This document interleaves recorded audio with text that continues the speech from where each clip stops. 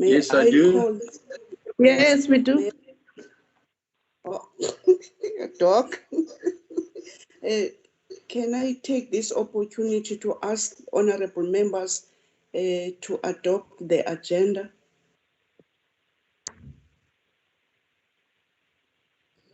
Anyone? Chairperson. Come again. Point of order, Chair. Yes, Mr. Mthong. Thanks, Chair. Good morning to colleagues.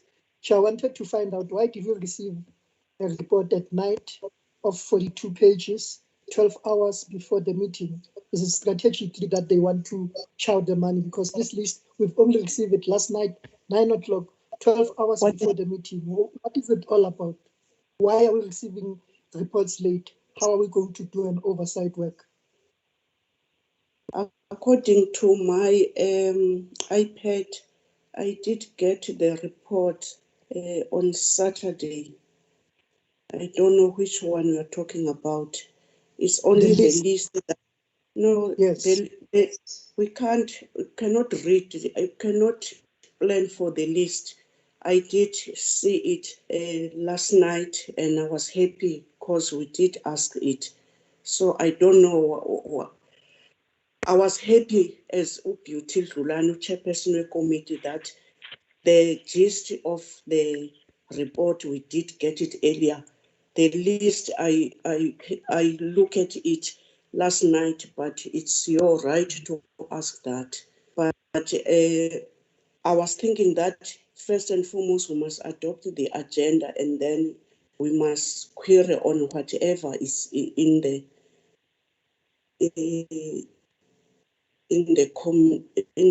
front of the committee. But according to myself, I was happy that the report was earlier.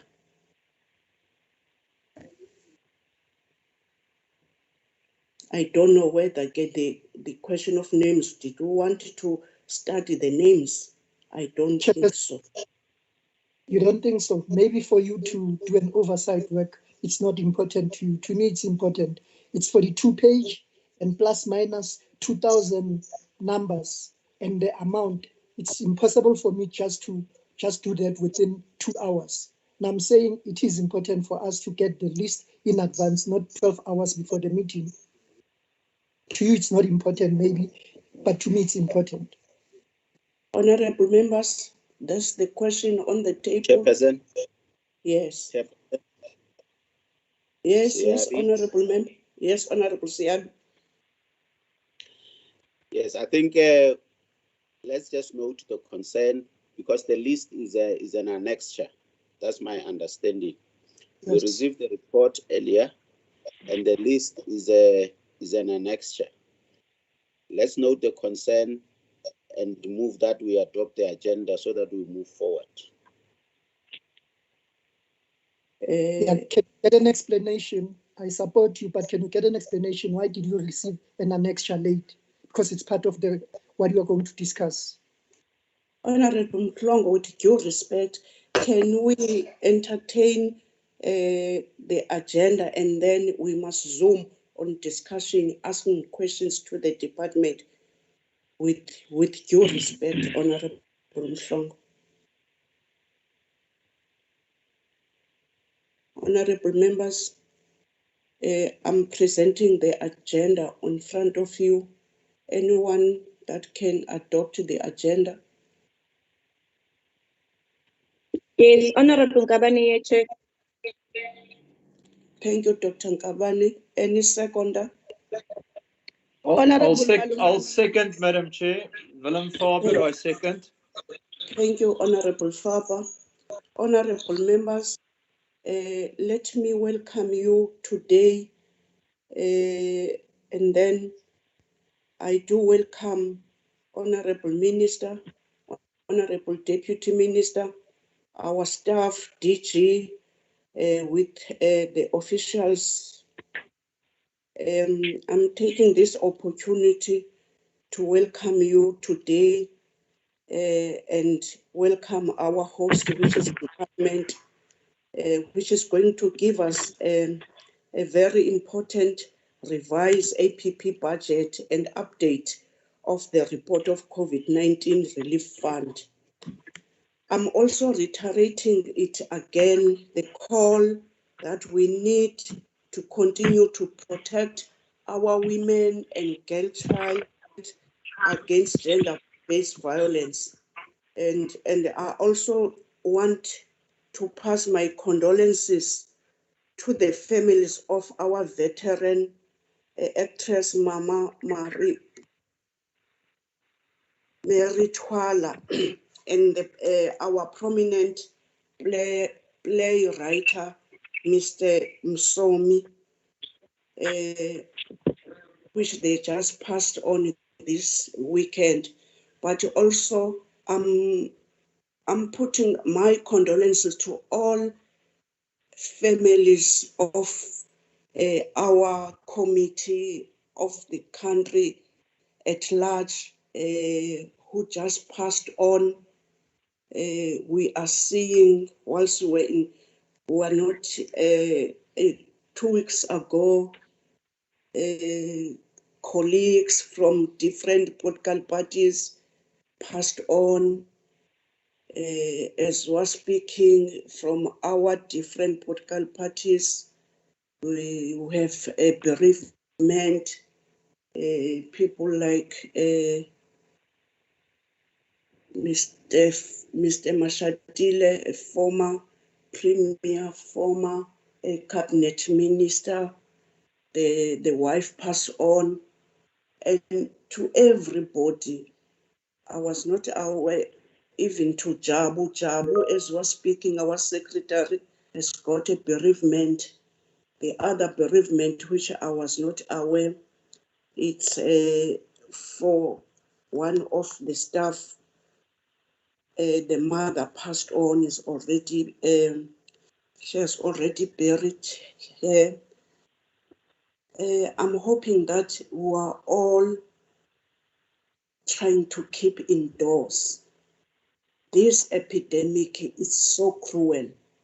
It doesn't want anyone who are not taking it very seriously. In all national, when I'm saying national, from our provinces, regions, every day you get about 3 bereavements. By those words, I'm presenting you again this agenda, and I'm in agenda number 2, the apologies. Do we have any apology?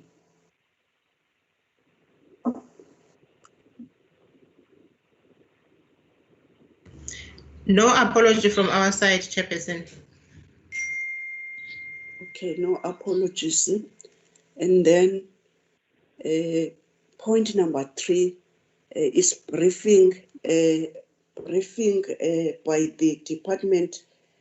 If we can give it to whoever was going to present the briefing.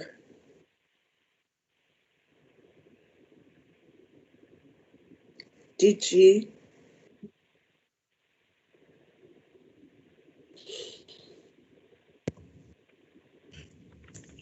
Honorable Chairperson, Honorable. Okay, Jabu, can you assist to put it on the screen immediately? Yes, Honorable DG. You ask Sapara to. Oh, okay. Now, Honorable Chair and Honorable Minister, Deputy Minister, Honorable members, thank you much for the opportunity of presenting the revised APP. I was not aware whether Minister or the Minister would like to make the comments before I proceed with the presentation itself, Honorable Chairperson. No, DG, I'm suspecting you must just present, hoping that our minister and deputy minister, they will entertain the questions and clarifications. Yes, Honorable Chairperson, then thank you very much. I will proceed with the presentation, and I will request that because of time, we rather go straight to, assuming that we already had presented before in terms of just the mission, the values, and how we are going to plan to do the measuring of the outcomes. We had done almost all of those things, and those things and values remain unchanged. So maybe for specific reason now of talking to the revised APP, if we are able to be allowed then to go straight to slide 41, Honorable Chair, maybe that will be my suggestion, unless honorable members want me to repeat all the issue of the output linkages, the NDP. I think those ones we had presented them before and they have not really changed. So I think the main essence of presenting today is more from page 41, where we start with the looking at the impact of COVID and the context in which we had to revise the APP. You are in order, DG. Can I request about that we go to slide 41, where we start with the APP?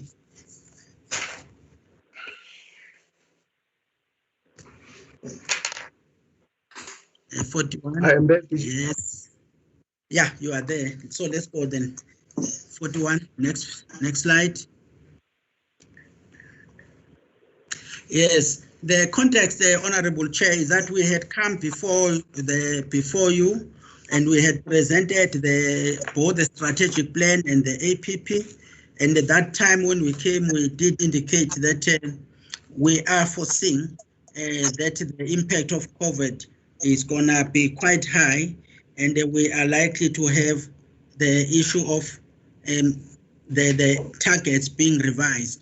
At that time, we presented just the indicative changes, but Minister did highlight that there was going to be also the budget review, and the Minister of Finance will announce on the changes because of the reprioritization of the budget towards COVID, which was not there.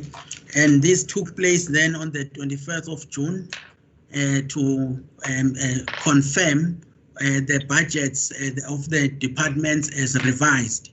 And this APP then tries to respond now on those realistic basis of both the COVID impact and the fact that we have lost more than 5 months almost now, if we look at the issue of the implementation of APP, because we are now in July, and yet the first quarter was from the 1st of April. So it is in that context that this presentation is made. We are then indicating the nature of our work, that it revolves around social cohesion and nation building anchoring, and this is mainly done through encouraging people to come together and sharing of common play spaces. So that is the nature of our work, but also this does not necessarily allow for social distancing that much, both at the level of participants or spectators, whether it's live consumers of the sport or arts or cultural products and services. Most of the time people must share common places and be together. But also there is a lot of traveling that is involved, as we will see as we do the execution of our APP. It involves the traveling, whether it's national or international. As we are aware, the borders were closed, the skies were closed, and that has got serious impact.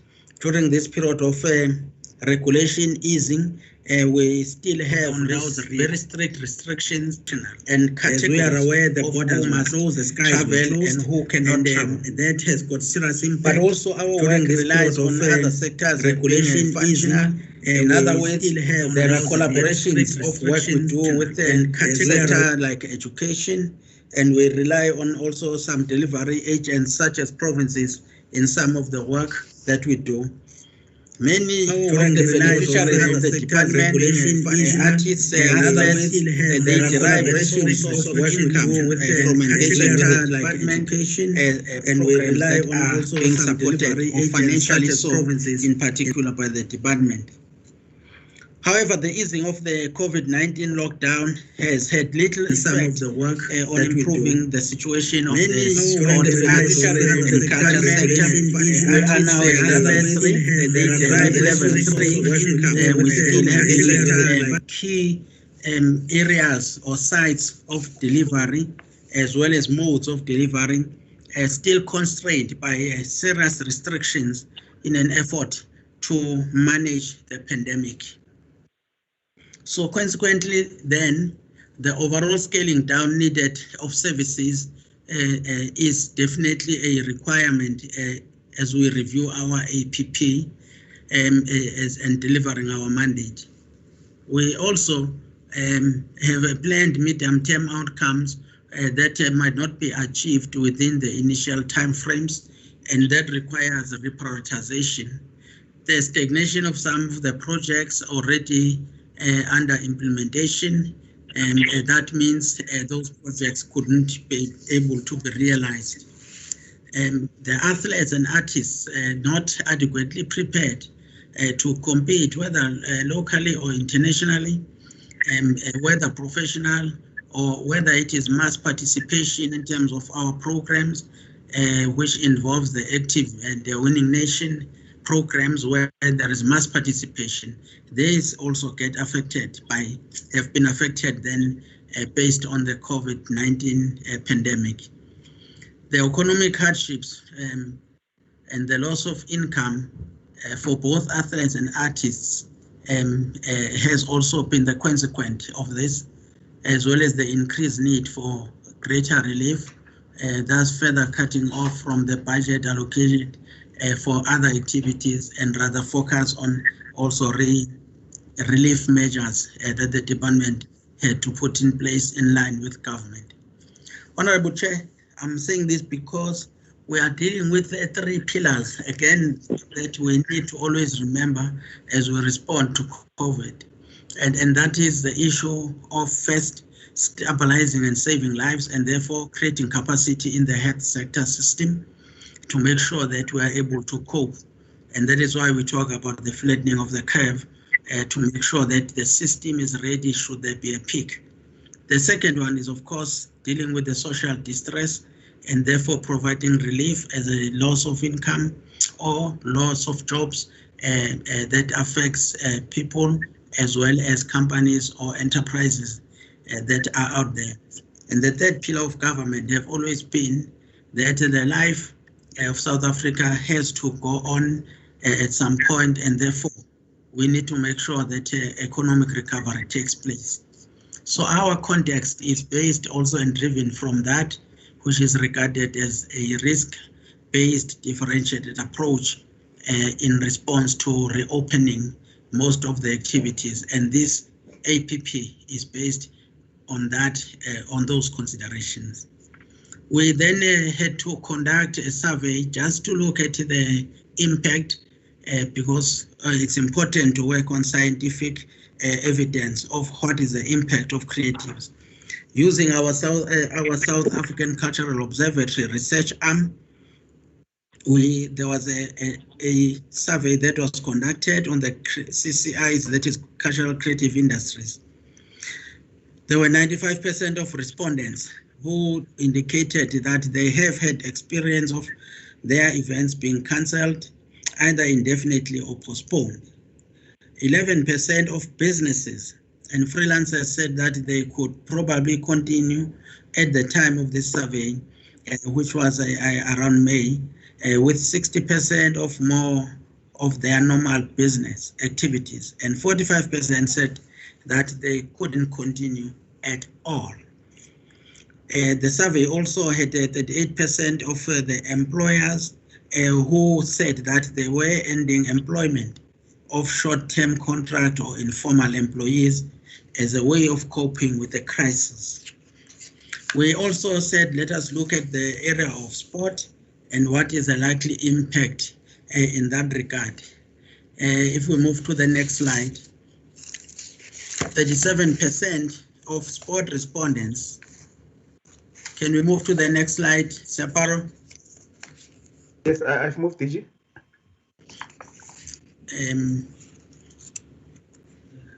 There will be, yes, that's a correct slide.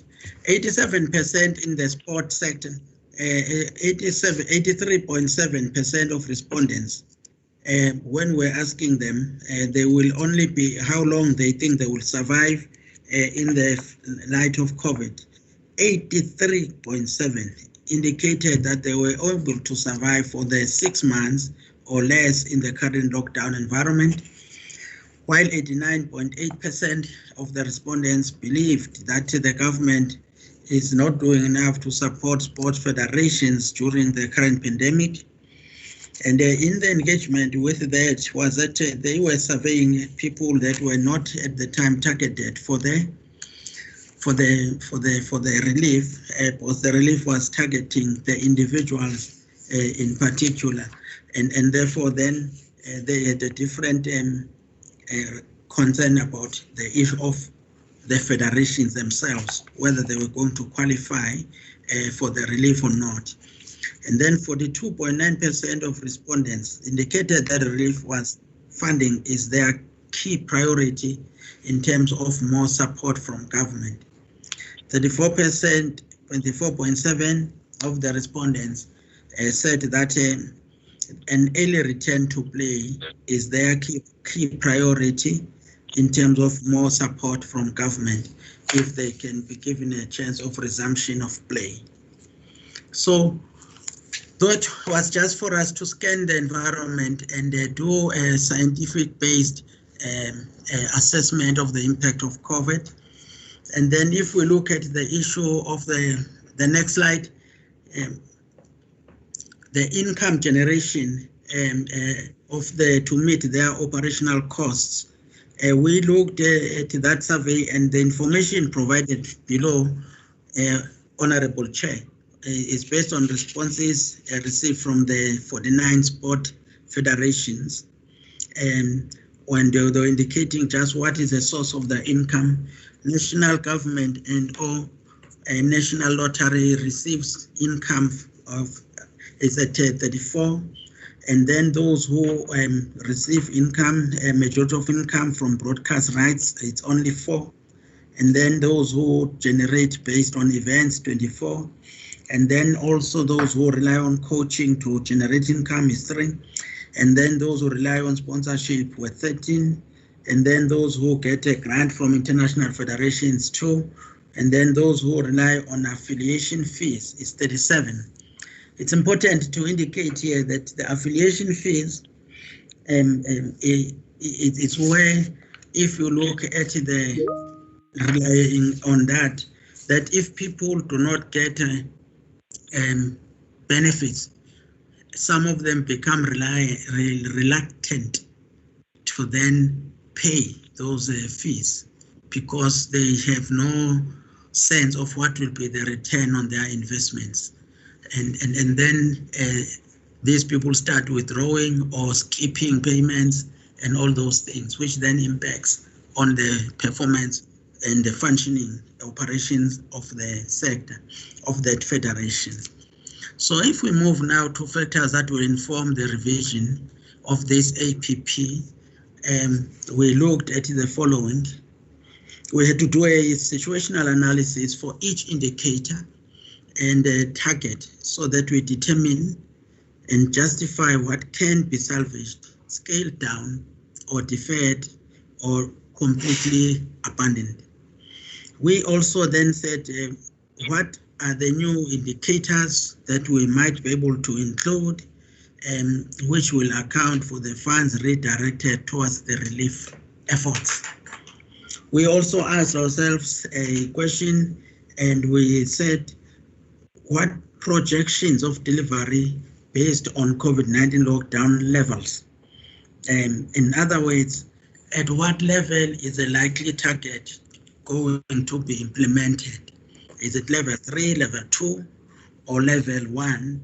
And that is why when we get to the individual programs, Honorable Chair, you will see we talk about the matrix. Now, in this regard, there is also this issue of hotspots. In other words, as you look at the implementation of the targets, what is likely to be the impact of the hotspots? I must pause here and explain that hotspot is not a geographical location. Hotspot is about the number of people who have contracted the disease, and therefore it varies. It can be today in this locality, and the following day it can be another locality where the numbers of contracting the disease have increased, and therefore that creates a lot of unpredictability about whether by the time you come to that place to deliver a service, will that be still in the condition in which it is a non-hotspot or a semi-hotspot. So we had to consider all those variables, but also what will be the capacity to deliver, and that is the linkages between the level of the lockdowns and the staff returning to work. And then also what will be the dependence levels on our partners. How ready will they be? How willing will they be to be able to be back at work or at the area of delivery or nodes of delivery of work that we need to do? And then the reconfiguration of our workforce for optimal service delivery was also crucial. Now here, the capacity to deliver, Honorable Chair and Honorable Members, it's important to indicate that if you look at the likelihood of levels of absenteeism, you look at the issues of likelihood of people who are 60 and above being vulnerable, who might still be in the organization, and institutional memory experience is one of the core, and leadership lies at that level, that then the delivery of our work might be negatively impacted based on the recommendation that they are exposed easily compared to the younger generation. But also there is a bigger issue that is very subtle, and that is about comorbidities. Now, people with underlying conditions chooses no age, and that means it can affect the workforce irrespective of whether you are 60 or below. And therefore then we needed to do that assessment, and that has an impact on capacity and capability for us to deliver. And those were the considerations, Honorable Chair, that we had to look at. Now, when we look at the other key considerations, it included then the modes of delivery. If we say this is a new normal, the question is, what does that mean? Now, we indicated earlier the context that we have a problem because we are having a sector that is really more amenable to people sharing spaces. So we need now to look at what are the different modes of delivery under the new normal, and we had to explore technological solutions like live streaming, virtual meetings. Further, we had to look at, do we have to re-engineer of any existing programs to be more labor intensive, and so that we deal with those who are facing job losses, and help government, as per the President's announcement on the 20th of May, on how we can help those who are on the margins of the economy or who are losing their jobs due to COVID-19 be absorbed.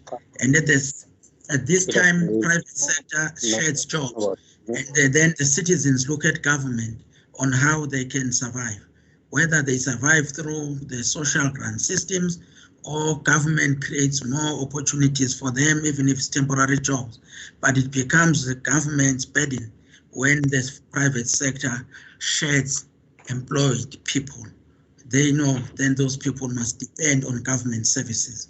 Hence, this issue became crucial, that we say alternative modes of delivery can maybe be more of labor intensive.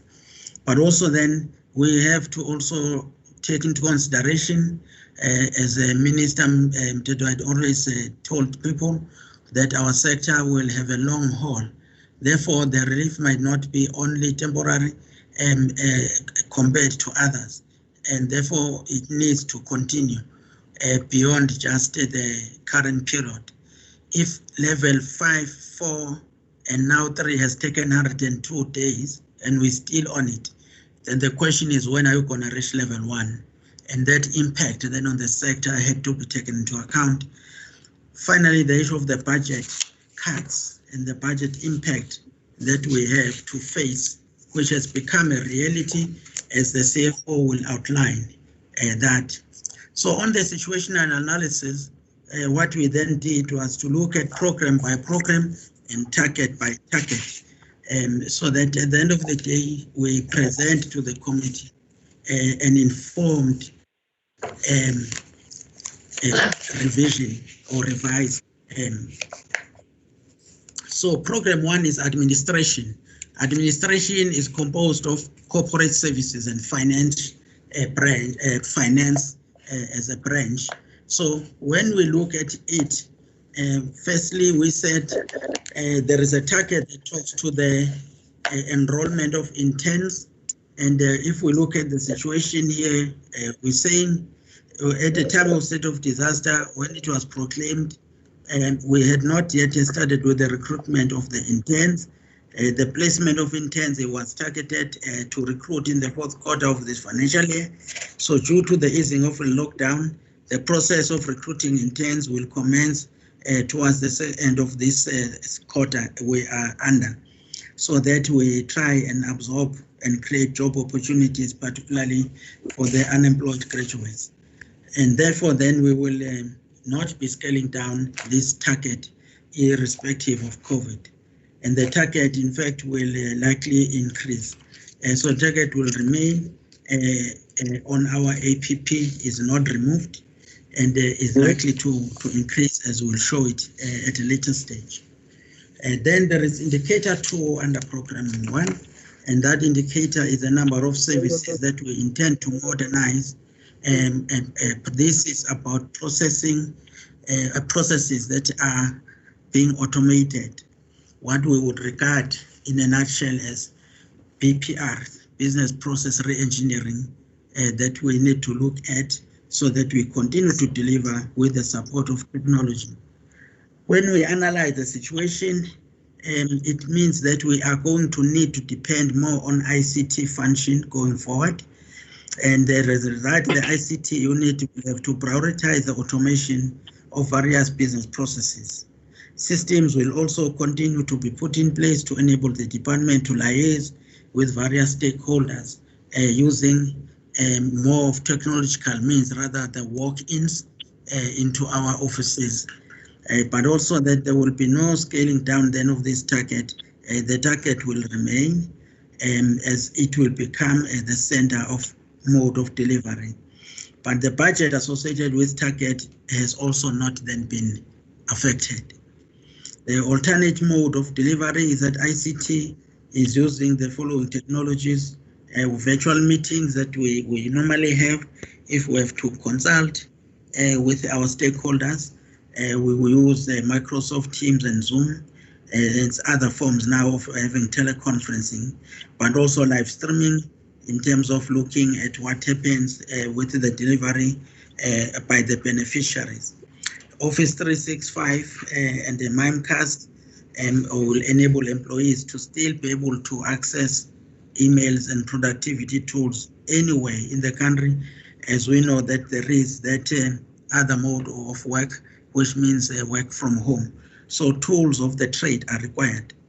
We then said also enterprise content management with digital signatures will continue to be the enabler, so that when there are submissions for approvals, we are able to use electronic signatures, but in a secured way. And then capacity to deliver. I think that the increased demand for ICT support means the unit needs to have the vacant posts filled as a matter of agency, and recruit ICT cadets or interns so that the current staff capacity is bolstered. We then proceeded to look at the third indicator, and that indicator is a number of awareness campaigns to profile the work of the department. When we analyze the situation here, we looked at the fact that the department, we are dealing with national days, either celebration or commemoration.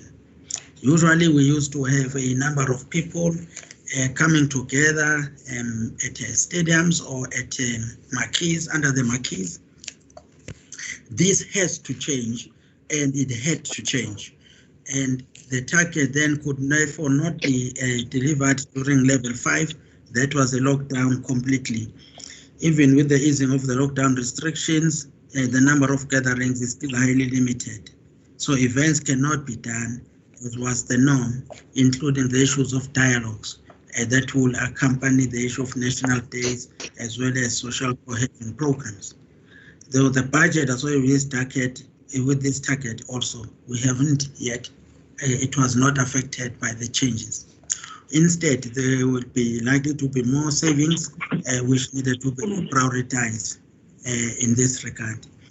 2 targets cannot be fulfilled, namely the big walk as well as the National Recreation Day, as these were involving the large number of participants, and therefore it could not also take place. The alternative mode then, how we plan to deliver, is that we look at minimizing the spread of COVID, and we cannot be contributors there for live streaming and utilization of digital platforms and television broadcasters. We are also now on board as honorable members would have experienced Freedom Day. They would have experienced Africa Day, as well as the Youth Day. We had to utilize those platforms now so that we are able to get that, but also get opinion pieces that are placed on newspapers as well as radio being utilized.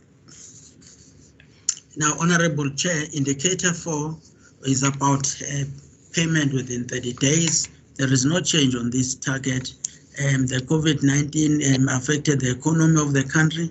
Many companies are voluntarily or are in fact mainly forced into liquidation due to the cash flow challenges.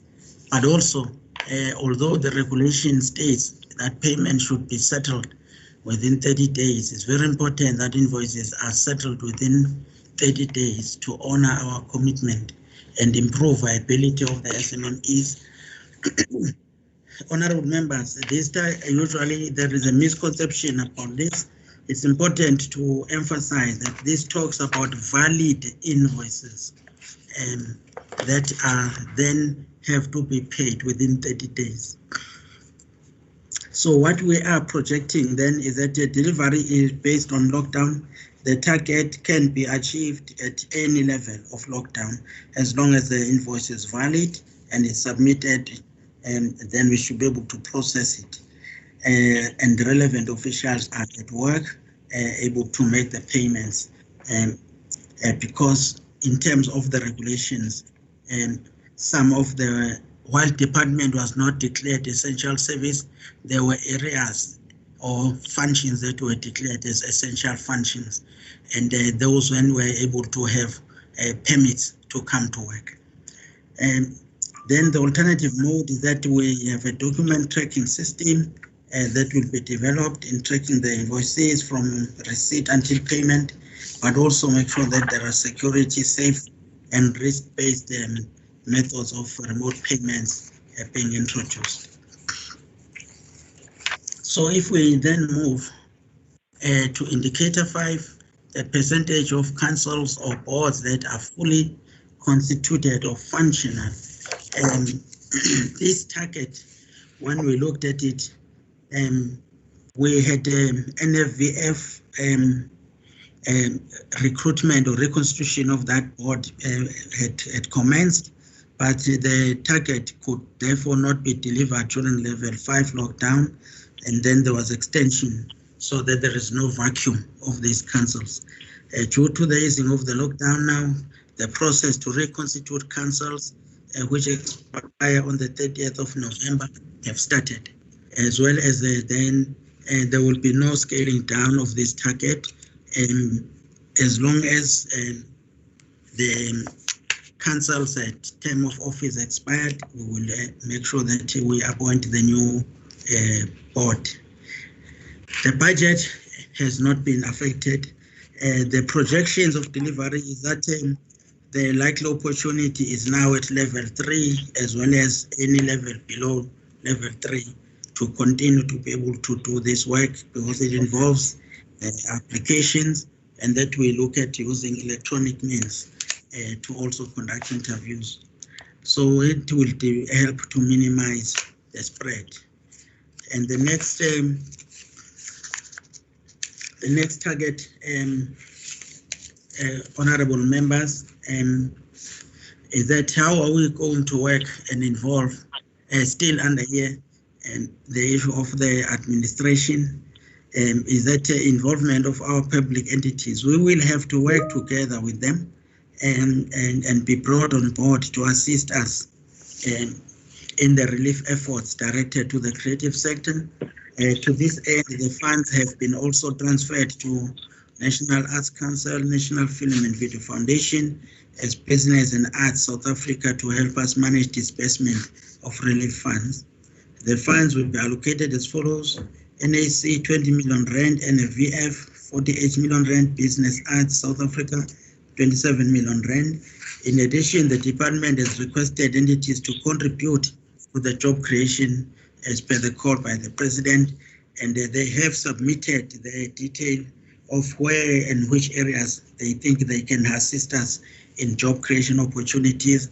We've got their breakdown in that regard, so that also they prioritize the filling in of the vacant posts. So how is then the matrix looking like in terms of the targets? Let's look at them, Honorable Chair. Percentage of interns, as we indicated, the original target was 5% of the workforce. This remains. Therefore, on the APP, and there is no budget reduction. And the level of where we believe we can implement is at level 3 and below. And therefore, then there is no also change on the mode of delivery. And then we are providing that it is not contractually binding, but it is a legislative requirement that we contribute to the issue of preparation for world of work of young people, hence then the internship, but not that you sign a contract in advance with them, but you will recruit them. Then on the number of services modernized, the target was 2. We have not changed this target at this stage, and irrespective of the lockdown level, we were working on this. This one meant that even if it's level 5, you could still work, because you can work also from home when you look at modernization and the reimagining of the business processes that you want to automate. Number of sport, arts and culture awareness campaigns, the reduction is by 2, now there are 7, and that we didn't reduce really the budget here, because we'll be exploring various other means to make sure that we still profile the work of the department. And then if we look at percentage of invoices paid within 30 days, this is mandatory because of its contribution to SMMEs, and therefore it's important that we maintain that all the valid invoices are paid within 30 days. Then percentage of cancelled reports, no board must remain vacant. So that is what it means. So if we move to program 2,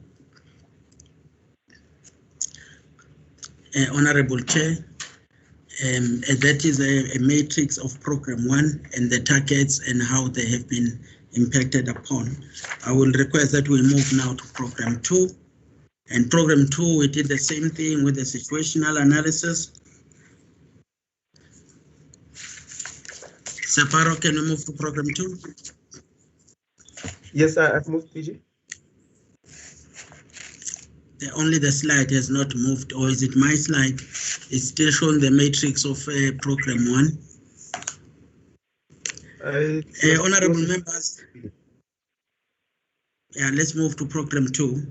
A situational analysis This is in relation to the regulation. This is a sport-related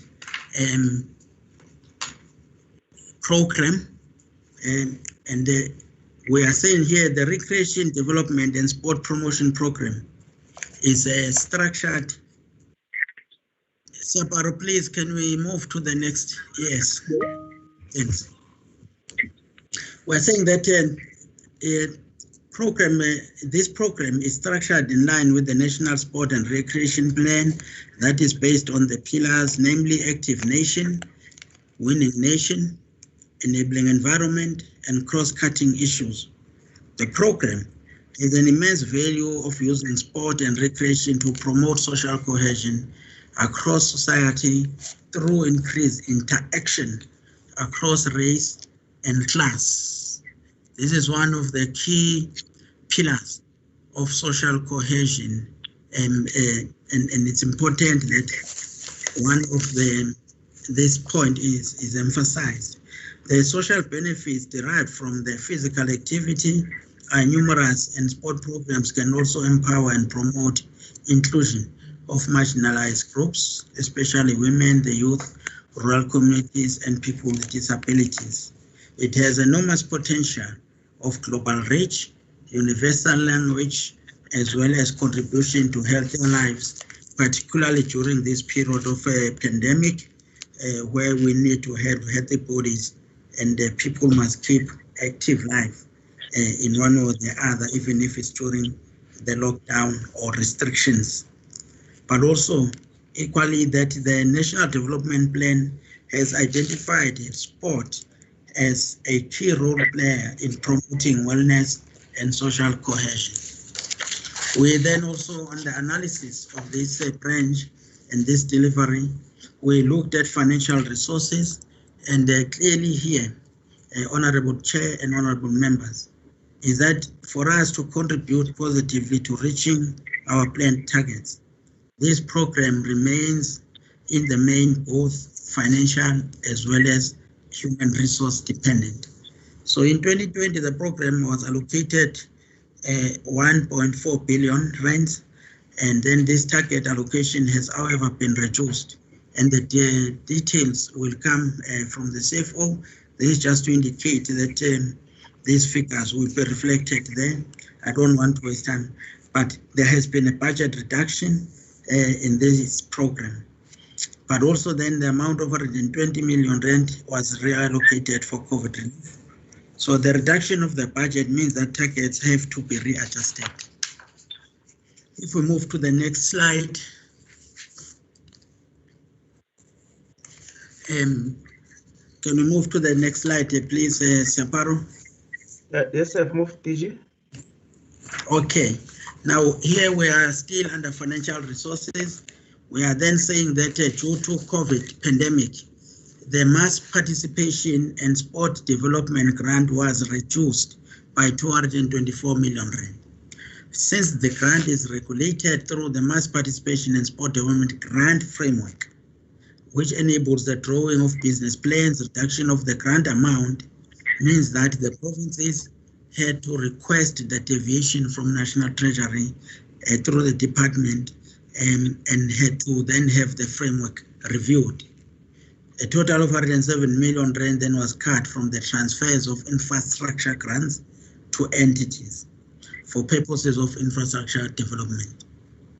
But also the analysis is brought to the attention of the committee is that the overall impact then will be the shortfalls on the budget in the outer years of project implementation and the achievement of the initial infrastructure plans. What are the dependencies that we identify here? Unfortunately, with the sport, most of the things are delivered through the provinces and with partnership with basic education. We are aware that education, as we know, is opening on a phased approach, and they have been very clear that due to the fear of the pandemic, that there wouldn't be sport and recreation activities. Learners will be more focused now on the curriculum content, and so that they cover the time lost. So the DSAC will financially support some of the activities through the Department of Education and other delivery agencies for mass participation and sport development by providing grant as well as transfers to the recreational bodies. Now, therefore, the effect of this crisis, which is COVID, means that the operations of the department that depends on these delivery agents will be affected negatively. If we proceed to the next slide, we are then saying that we had to make some key critical decisions in this regard, and that was with the declaration of the state of disaster and the lockdown restrictions. We have had a severe impact on our area, and this negative impact then does affect our APP as well as our operational plan. Hence, we had to adjust, either defer or abandon certain targets.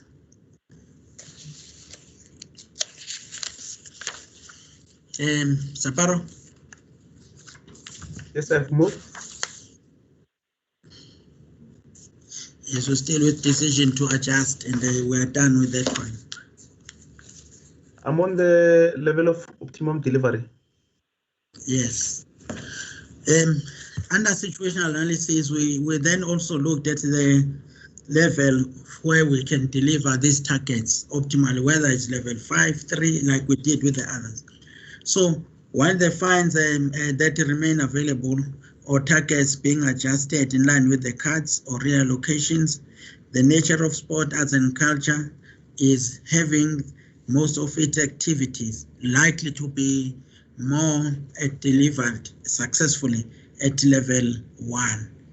With the ease, however, of lockdown level 3, there has been a move towards unlocking the issue of return to play for professional non-contact sport as well as professional contact sport, which will first resume training, and then non-contact sport included matches, while the contact sport at level 3 is about training. This means that any developmental or recreational activities are still not permissible. Capacity for us to deliver on this is that the optimum delivery at the lockdown level means some of the officials who could be implementing projects may not be available due to considerations of the DPSA, and that is where I spoke about the issue of comorbidities in particular and the age issue of the 60 years and above.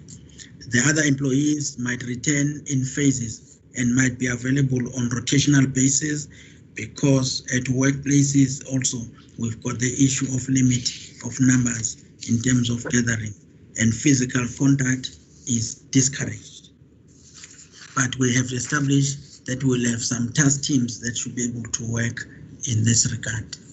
So the second thing is that then for this sector, the sport social relief will continue those efforts, and these efforts play a major role in trying to reopen the economy and make sure that also the bodies do not die. So we received various applications, and we will deal with these relief issues when we report on the COVID-19. We just wanted to make sure that note that the budget has been reprioritized so that we are able to continue with the efforts on social relief. In that regard also, is that the impact was not only economic, but the quality of opportunities have also been the issue that affected this program. Also, government is approaching everything in line with the district development model, and it is important that there are 52 prioritized districts, including the 8 metros, and therefore, then when we look at the events that got cancelled in provinces, and had an impact on the provincial plans and business plans that they had submitted to us. It is clear that Saparo, we are moving too fast now. We were still on the district. Yes, thanks. So when we look at this, some of the planned projects then within the districts included indigenous games, club development, school sport tournaments, youth Olympiad, Move for Health, and many other province-specific programs. The total number of people who are expected to participate in here had to be reduced drastically. And we still have, you're making this fuzzy now. Yes, keep it in that way here, Saparo. So we are saying also that then the efforts go beyond just economic to look at this area. This includes the improvement of quality of life and quality of health of communities, but also equally the socialization aspect to promote social cohesion, as well as participation by those from disadvantaged communities.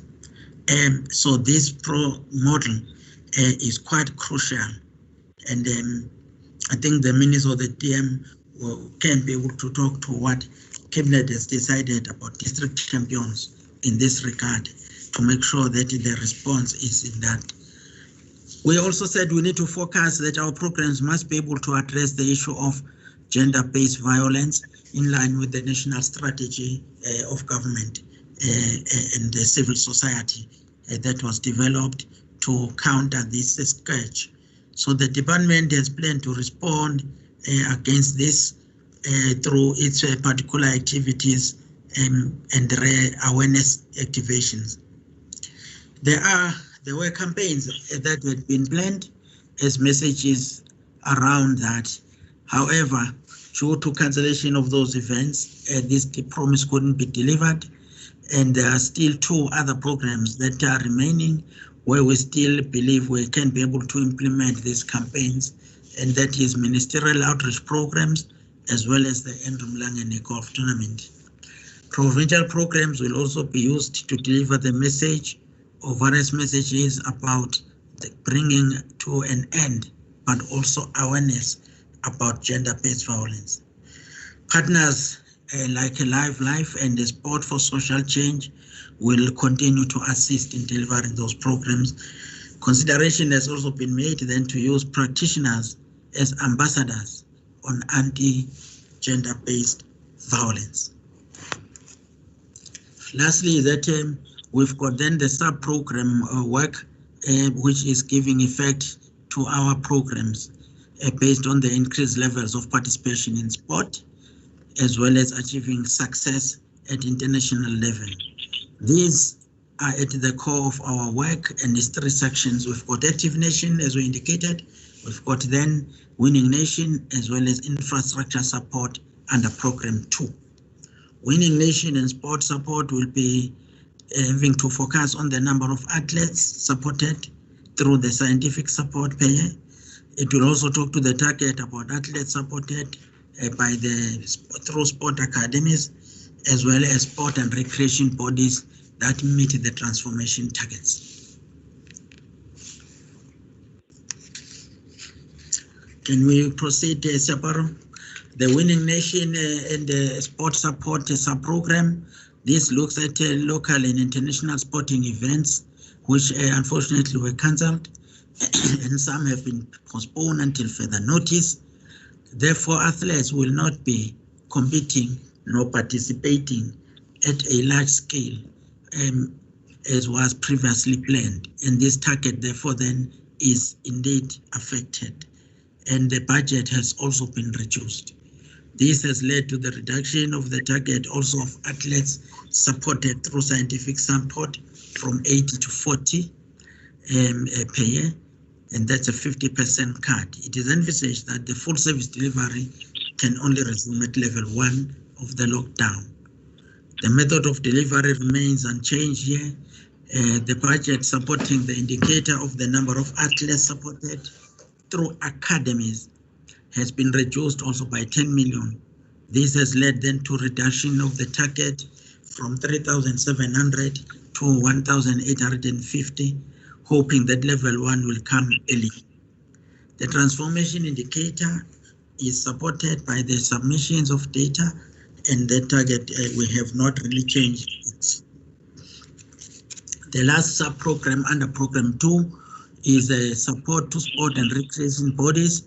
The sport and recreation bodies, which primarily draw their revenue from affiliation or member fees, events, broadcast rights, sponsorship, but also we have all these revenue streams that are dependent on sport and recreation activities being undertaken. The restrictions have therefore decimated these revenue streams, leaving sport and recreation bodies in a dire financial situation. The adjustments that are required is that then, given the limited financial resources that we have, the grants under normal circumstances are allocated towards the projects and programs. However, under the prevailing circumstances, we have engaged and consulted with the federations through SASCOC in particular, and the consideration is being made to provide some allocation towards operational and administrative costs. We are engaging with those bodies at this stage based on their representation to the department. But the intervention then also seeks to prevent the collapse of the sport bodies. If we allow them to collapse, trying to resuscitate them might be even a bigger problem, and some of them might be lost forever, and the job losses were the key consideration. Then under the active nation, we have, as we assert the following: no country can expect to achieve and sustain success at an elite level without a strong participation base in the community, because that is the beginning for every champion. Our contribution is that we need to make sure that we are having a very successful and a winning nation when we participate at an international level. But you need to plant the seeds at a lower level. So that is why this Active Nation sub-program focuses on 5 indicators: sport and recreation promotion campaigns and events, number of people actively participating in these programs, number of people actively participating in sport and recreation promotion campaigns, events per year, the number of learners in the National School Sport Championship per year, the number of schools, hubs, and clubs provided with equipment or attire. Sport and recreation and promotion campaigns and events and community and schools level are about mass participation and sharing of spaces. Now, with the COVID and the restrictions, this target is severely affected. The COVID-19 lockdown also then has had its own gatherings, a number of gatherings that are reduced as we try to resuscitate the economy. We now talk about 50 people, and therefore then events can't take place. We had planned to have this target having participation from 46,964. We had to now look at where we are now and see that we're likely to have 2,400. The budget supporting these events was also reduced by 61 million rand. So while the DSAC communication services undertake the campaigns through the online platforms, the 2 supporting events are only anticipated at level 1. The number of people participating in organized sport and active recreation events was also reduced from 355,000 to 70,000. This 70,000 we hope can be reached through events held in provinces by accommodating smaller numbers. It is anticipated then that the events, among others the outreach programs, could take place in Q3 and Q4, depending on the behavior of the virus and the issue of hotspots. And the participation is therefore impacted upon also in terms of the grant location. Provision of equipment and attire. This has not really been affected, we still believe that we should be able to provide attire as well as the equipment, even if it means is to prepare for the following year, so that particularly those in rural and previously disadvantaged communities still succeed in participating with equipment once there is opening up and there is reduced risk level. So while the meetings to establish the sport structures may still take place virtually, but sport in schools will be affected by lack of activities. I have spoken to this and the issue of what the DBE has indicated. The budget for the school activities has also been reduced by 90 million. So any school activity will resume possibly in level 1 as we continue to engage with our fellow colleagues in the education. Then there is infrastructure support. Infrastructure support, as we know, during lockdown, there was nothing much that can be done, and there was no construction, nothing. And the budget have to be adjusted here to the 123 million. The CFO will talk to those, and that is a cut from its project's allocation due to COVID. Now, the said projects that are mainly covered within the 4 APP targets are a number of municipalities that we provide with technical and maintenance support, number of community gyms and children's play parks constructed, number of heritage legacy projects implemented, number of provincial resistance and liberation heritage routes, but also that the DSAC then, based on those 4 main key targets, is required to conduct site visits for inspections to ensure that the MIG funded sport infrastructure projects are compliant with the technical norms and standards for sport and recreation infrastructure provision, and convene meetings with municipalities and consultants. All of these are not going to be easy to do, those consultations and those plannings, while we look at using the 4th Industrial Revolution. Effective implementation of this program involves a lot of traveling and project sites being inspected. So under lockdown, this is not possible. So we are hoping that at least now with level 3, there is some opportunity that the skies are a bit open in terms of local in particular. So the projects have resumed and the completion will be significantly delayed, and they may lead even to the cost escalation in some of the areas. Most projects are located outside of COVID-19 hotspots. So that's the only thing that currently gives us. But as I indicated, Honorable Chair, hotspot is not about geography. It is about number of people who get infected. So the MIG is a direct transfer to the municipalities from COGTA. Determination of sport infrastructure allocation budget adjustment by municipalities is still to be made by the department. This output indicator was for Q1 and could not be achieved.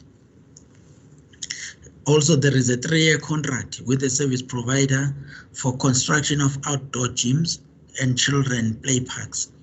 The contract is for a period of 2019-20 to 2021-22 and has not been affected by budget cuts, and the APP target of 10 remains the same in construction of outdoor gyms and play parks. Implementation of heritage legacy projects suffered a budget cut of 14 million. So this cut affects more of the infrastructure projects that are not part of the APP, but rather at an operational conceptual level or at that level of an operational plan. But 2 of the targets of legacy projects, Sarah Parkman and Enyogeni, will remain. The only impact will be the delay in implementation and completion of these targets. The department primarily provides financial and technical support through the National Heritage Council, which enables provinces to develop and manage resistance, heritage, and liberation routes sites, which is 3 per province. So the 3 are implementation level, and no budget has been affected. So when we look at program 2 matrix, in other words, what has been now cut in a summary form is that we are now looking at, can you make it much clearer, Siaparo? It looks extremely fuzzy if you try to read. I'm not sure if honorable members can read it, but from my side, I have a backup. So if we look at 2.1, then we are saying number of athletes supported through the scientific support per year. The target was DG. Yes, honorable. I'm sorry, honorable members. We do see that this is a long presentation, but which is necessary. So I was trying to check with the administration. I was thinking that by 10:30 everything must be done, because we need more time to ask questions. I do appreciate the detail, but if you can try to summarize whilst we're still going to get somebody is going to present the financial part of it. So I'm looking at time. We have started at 9. Now it's past 10. Try to sort that.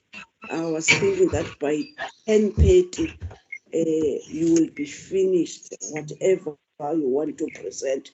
So I'm just notifying you that problem. Members sometimes they don't want to have little time to engage with the presentation.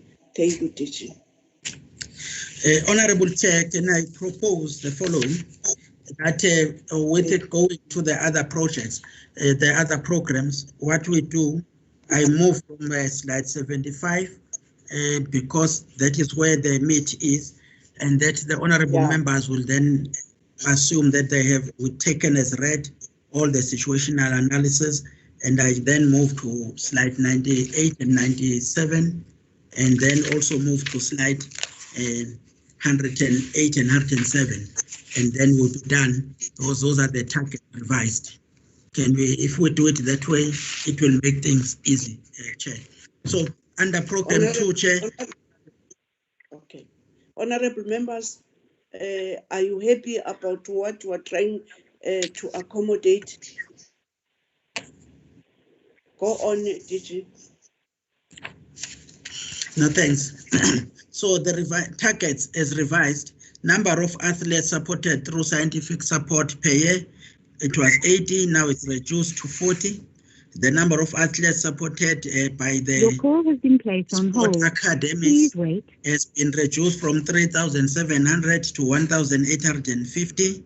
We also indicate the budget breakdown, and then the number of sport and recreation promotion campaigns and events implemented have been reduced from 8 to 2. Your call has been the placed budget on is hold. indicated on Please the card. wait. A number of people actively participating in sport and recreation promotion campaigns and events per year was targeted to be 46,964. This target has been reduced to 5,000. Number of people participating in organized sport and active recreation, we're targeting to have 355,000, but this now is at 70,000. Number of DG, sorry. Jabu, whose phone is interrupting? Your call has been placed on hold. Please wait. Do you hear that? Do you hear that? Whose phone? Whose phone? Yes, we remove. Yours, We will mute them, Chairperson. Okay, thank you. Your call has been placed on hold. So the number of schools, hubs, and clubs provided with equipment and attire, that target has not changed, remains at 2,500. And then the next target here was the number of learners in the national school sport championships per year. The target has been from that of 5,000 learners championship. This clearly we will have nothing here because of the issue of the adjustments, and we don't think there will be any championship in the schools. And then percentage of sport and recreation bodies meeting 50% or more of all prescribed charter transformation targets. There is no change here. It remains at 68.4%. Number of municipalities provided with technical and management support, 35. This is no longer applicable. As we indicated, it involves a lot of traveling, and we are clear that we might have challenges in this regard with all the issues of procurement, consultants, contractors, constructions of facilities. And then number of community gyms and children's play parks constructed, 10, not applicable here in terms of the adjustments. And then the number of heritage legacy projects implemented, 2 remains still the target, and therefore there is no change applicable. And then number of provincial residence and liberation heritage routes, the 3 projects are still active based on the active contracts, and therefore there is no change applicable. Now, there is an issue of 13% of COVID relief applications from athletes, coaches, and their personnel being processed. And we have said that this is a new indicator in relation to COVID, and because we need to process, and it takes time, and it's got financial implication, and this target we have introduced it based on the impact of COVID. Can I then request, Honorable Chair, that we move from this and straight to Program 3, and we look at the matrix of Program 3 in pages 99, so that we do not waste time. So it will be pages, let me just be sure, but let's go straight to ACPD. This is now Arts, Culture, Promotion and Development Program, and that is called Program 3 of the department. We started slide 97, and in slide 97, what we are seeing here is that number of multi-year human language technology projects supported. This target is unchanged, and then it's 6, and it remains 6. Percentage of documents received for translation, irrespective of COVID, we are saying that whatever we receive, we will translate and edit. And therefore, a target is 100% and remains unchanged. Number of bursaries awarded, we do not have a choice. This is commitment, 300, and it will remain 300. Number of local and international market access platforms financially supported, we have reduced this by 50%, and even that 6 is at risk because it depends on how the lockdown gets lifted, and that's why we're saying level 1 might be the likely time to implement it if the skies would have opened, as we have seen the initiative by Great Britain and some countries beginning to follow. But even Britain has placed South Africa as a no-go area.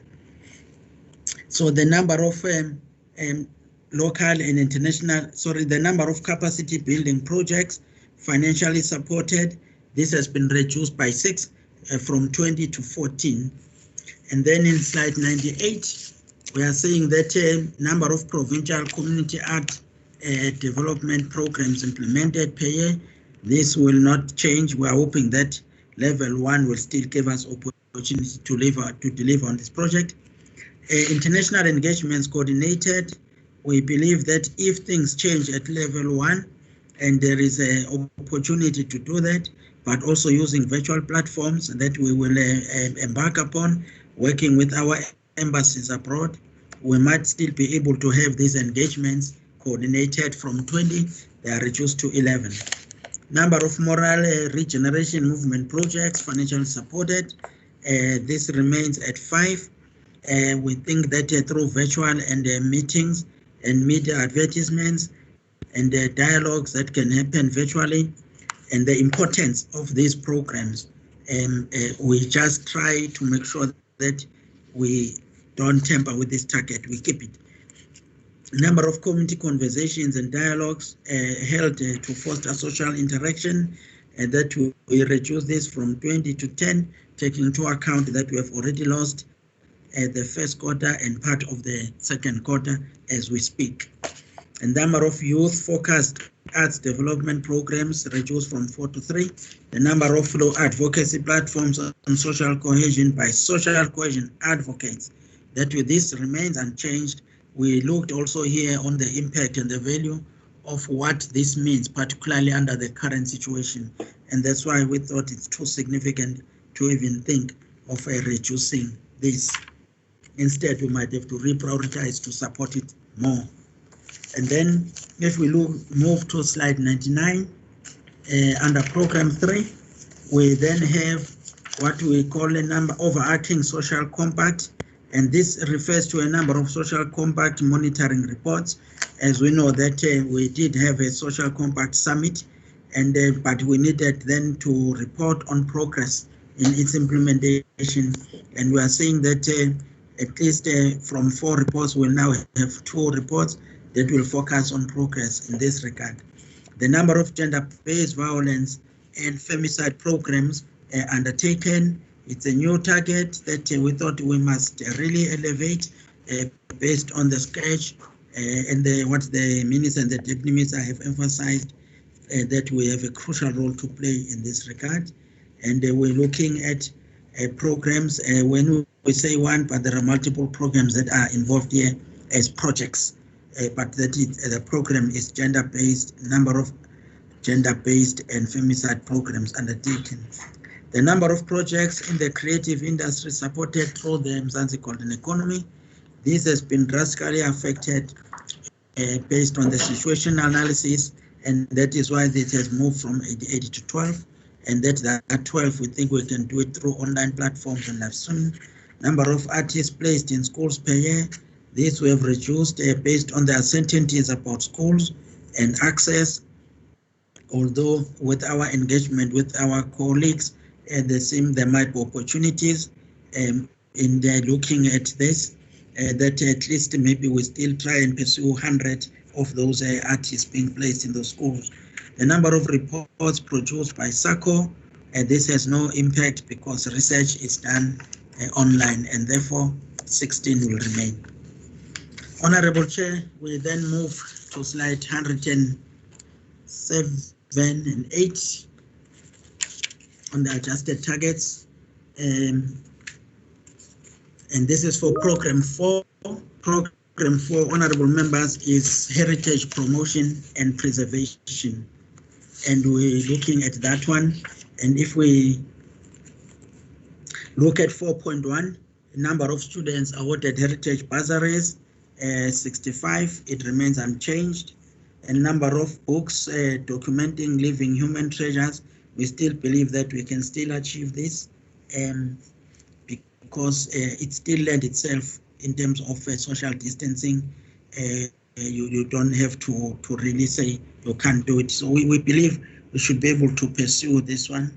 The issue of the monumental flag installed, the target here relates to feasibility study, and that we still want to continue to conduct it. It will not change. The number of workshops to advance knowledge on national symbols hosted by and including the flag, 9 workshops. No workshops until all the restrictions are really lifted here. But looking at advocacy, we can be dealing with issues of working with GCIS as well as radio stations to assist us in terms of promoting this. not necessarily through workshops. Then we're looking at the next, it says number of heritage policies developed. We are looking at the repatriation and restitution one, and this one remains. Then the National Archives infrastructure upgrade. This one, with target was one, to deal with the feasibility, to make sure that the Memory of the Nation site is really a state of the art and how this can be done. We are dealing with this one, and we are saying that there are challenges around it now, looking at the feasibility study being conducted. So the delays are envisaged in this regard. And then number of newly built or modular libraries, we're looking at the target from 29 to 12, and then number of gazettes notices on the standardized geographical names published. As we know, honorable members, this is part of transformation of our heritage landscape program, where the names that are offensive are changed, and this depends on a lot of consultations, and we don't envisage how the provincial councils will be able to do these consultations. So it doesn't seem we'll publish any target in this regard. And then, Honorable Chair, number of, I think that is all, Honorable Chair, that we can ask then that the CFO briefly talks to what changes have happened to the budget. Thank you.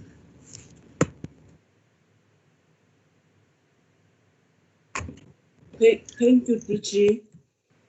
Honorable members, let's give it to CFO, but also, if you do agree with me, even the presentation of COVID-19 must be presented in order that when we are discussing, we must discuss everything.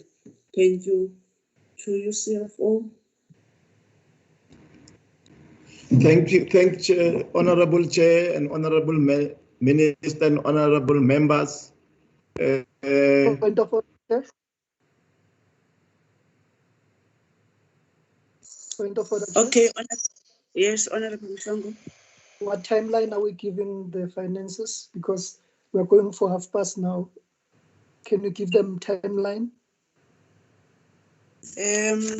Because I don't want not them to speak, not to speak on the presentation.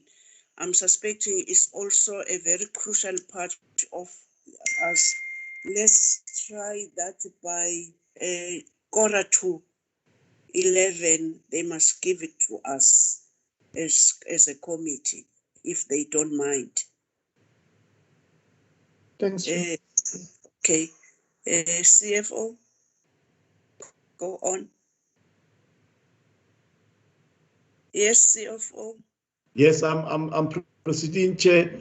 I also just want to start by saying that Chairperson, Honorable Chair, that the President in April have already announced that there will be a 500 billion fiscal support to the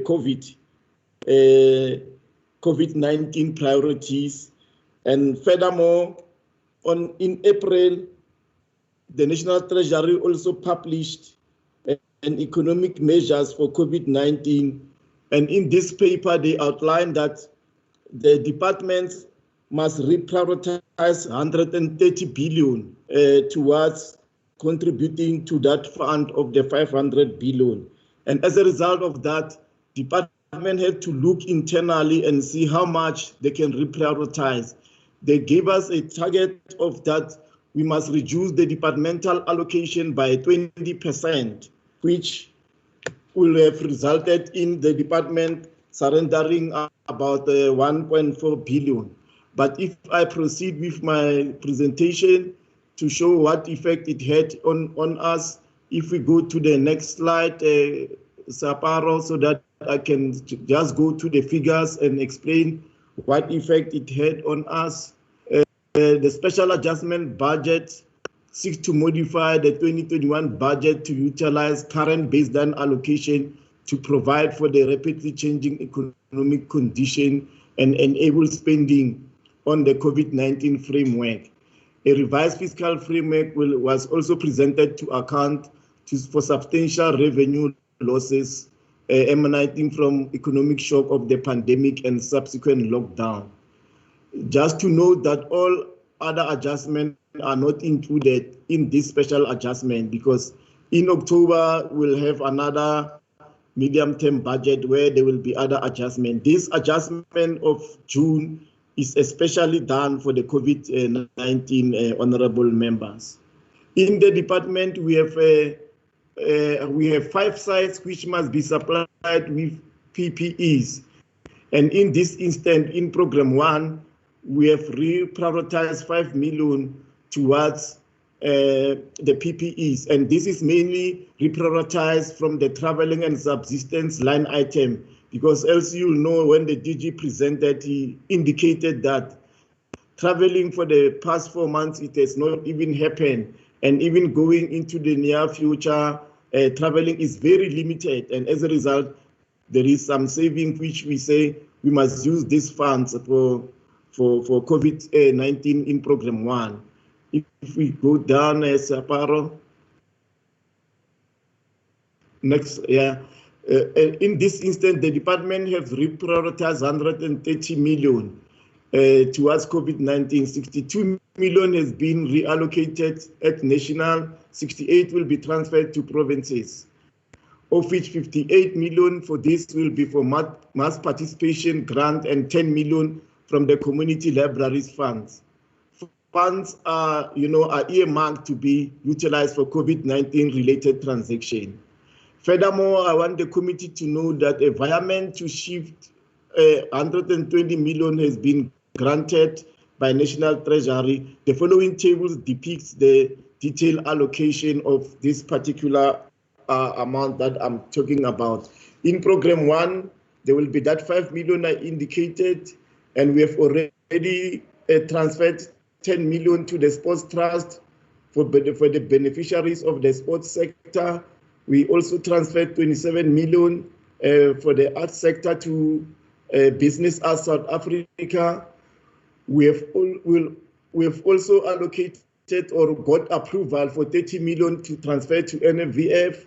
On the goods and services, we have got 10 million that should be allocated for the department for digital, visual, and approval granted. We have also 18 million which must be transferred to NFVF for the digital also, and we have got 20 million to be transferred to National Arts Council. Next slide, please.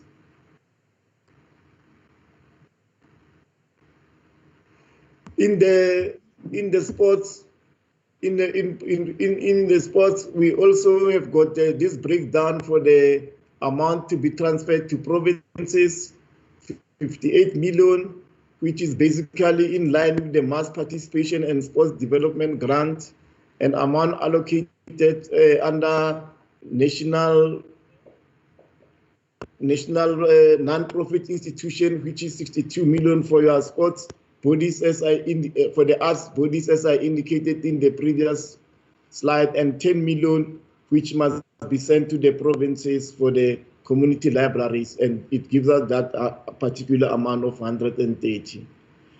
If we look per program, the effect of the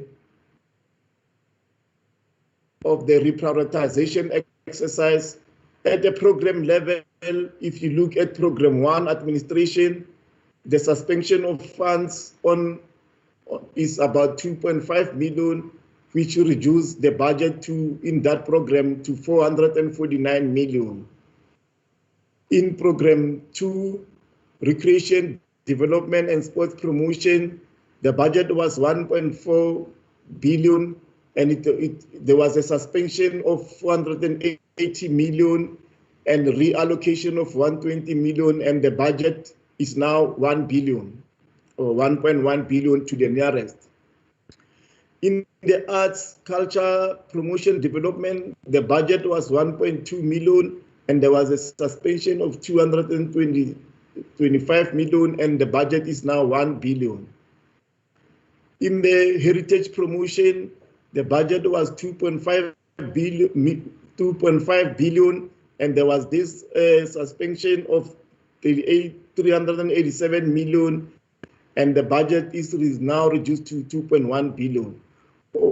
Overall, our original allocation, honorable members, was 5.7 billion, and the reduction was 1 billion and a reallocation of 130 million, and our budget is now 4.7 billion, as you can see on the slide. If we go to economic classification,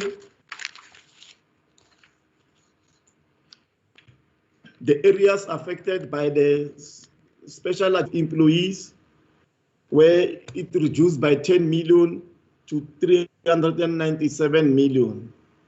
We also have on goods and services, original allocation of 610 million and a reduction in environment of 42 and 86 respectively, and this takes our budget to 482 million.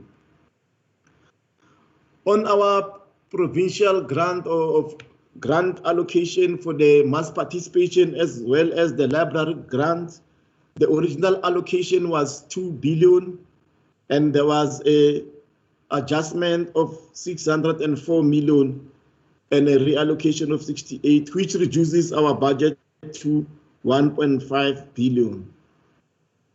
On the departmental agencies, which is our public entities, the original allocation is 1.6 million, and there was a environment and adjustment of 35 and 82 million respectively, which takes the budget to 1.5 billion.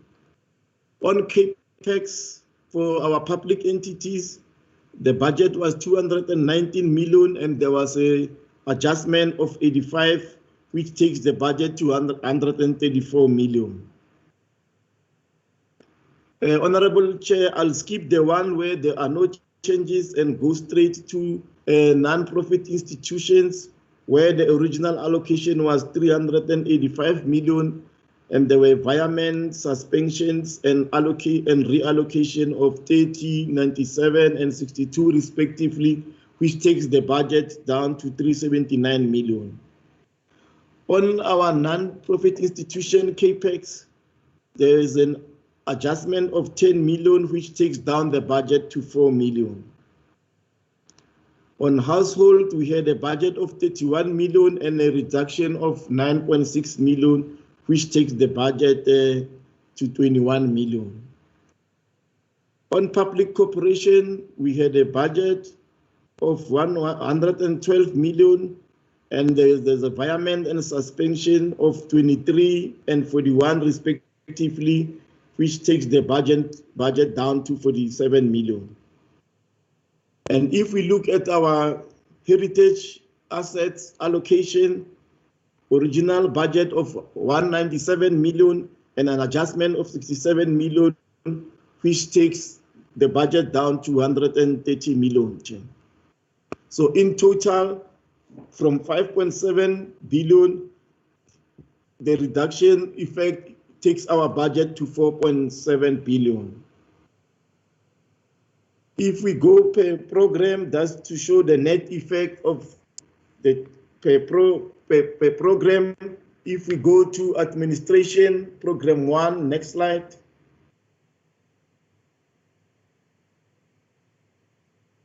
You'll see that our compensation has been affected by 2.5 million in that particular program, which takes the budget down to 449 million. We can proceed to program 2.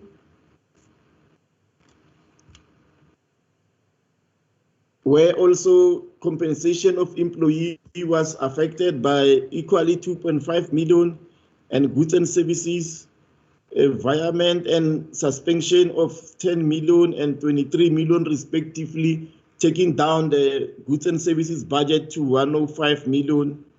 And on departmental agencies, the allocation was 219 million, and there was an adjustment of 85 in this particular program, and a net budget of 134 million. On the legacy project, allocated 197 and a reduction of 67, taking the budget to 130 million, Chairperson. On household, 7.5 million, an adjustment of 1.5, taking the budget to 6 million. On non-profit institution, original allocation of 189 million, environment of 10 and its adjustment of 8 and a reallocation of 62 takes the budget to 253 million. On the capex, 14 million and a reduction of 10 million, taking the budget to 4 million. On the mass participation grant, original allocation 596 and a suspension of 282 and reallocation of 58, taking the budget to 372 million. All in all, original budget was 1.4 billion and now is 1 billion. If I proceed to program 3, Chairperson and honorable members. Next slide, program 3. The compensation also reduced by 2.5. Goods and services, original budget was 171 million. Environment and a suspension of 32 and 47, resulting in a net budget of 92 million on that item. On departmental agencies, 708 million allocated, environment and suspension of 35 and 36 respectively, taking the budget to 707 million. On non-profit institutions, original allocation of 180, environment and a suspension of 20 and 89, taking the budget to 110. On household, 17 million, an adjustment of 8 million and a net budget of 9.2 million. On public corporation, 112 million allocated, originally an adjustment of 23 and 41 respectively, taking the budget to 47. The total budget for the program was 1.2 billion, a net effect of 225, taking the budget to 1069.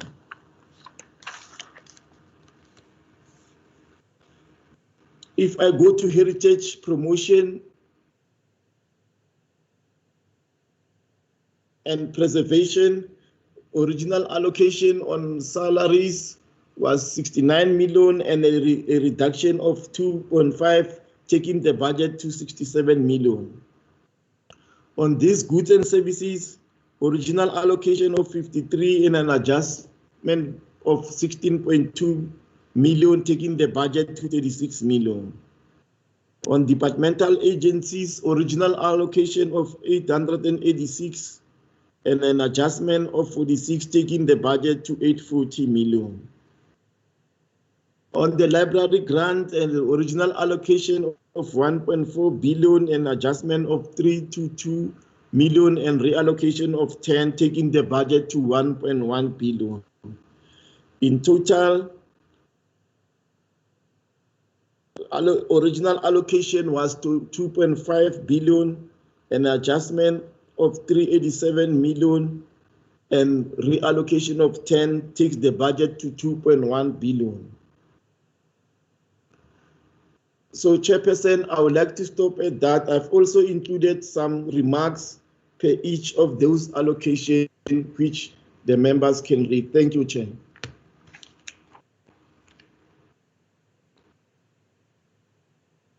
Thank you so much, honorable members. Let's take the next presentation of COVID-19 to 11 o'clock, in order that at 11 we start to engage. Someone who's going to present COVID-19 at 11, we must be finished. Thank you. Thank you, DG.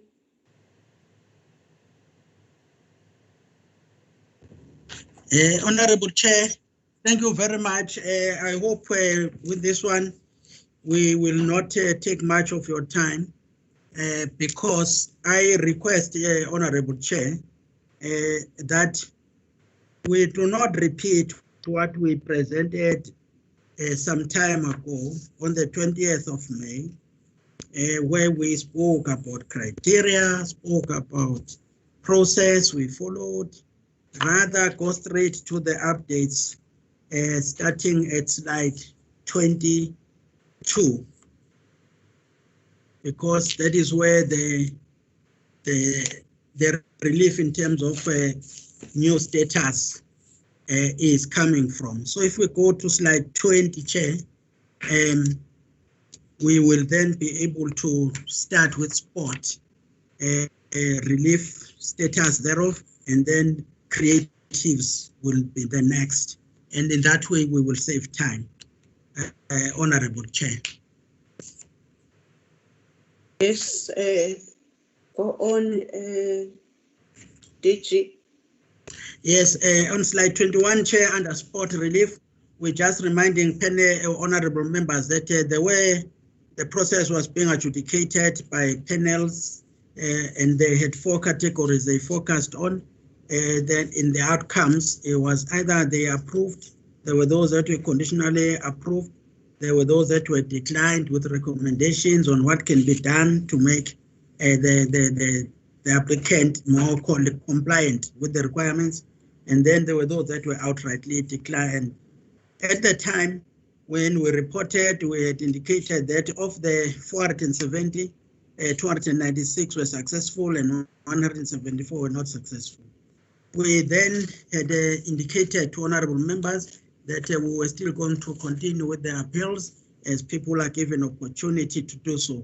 So the reasons we're reminding members that we had said reasons for unsuccessful applicants was mainly based on either applications will vary from applicant to applicant, where people will have either sources of income or are already employed, or they are in business, or we couldn't confirm as a national athlete or not, whether it's a coach or personnel.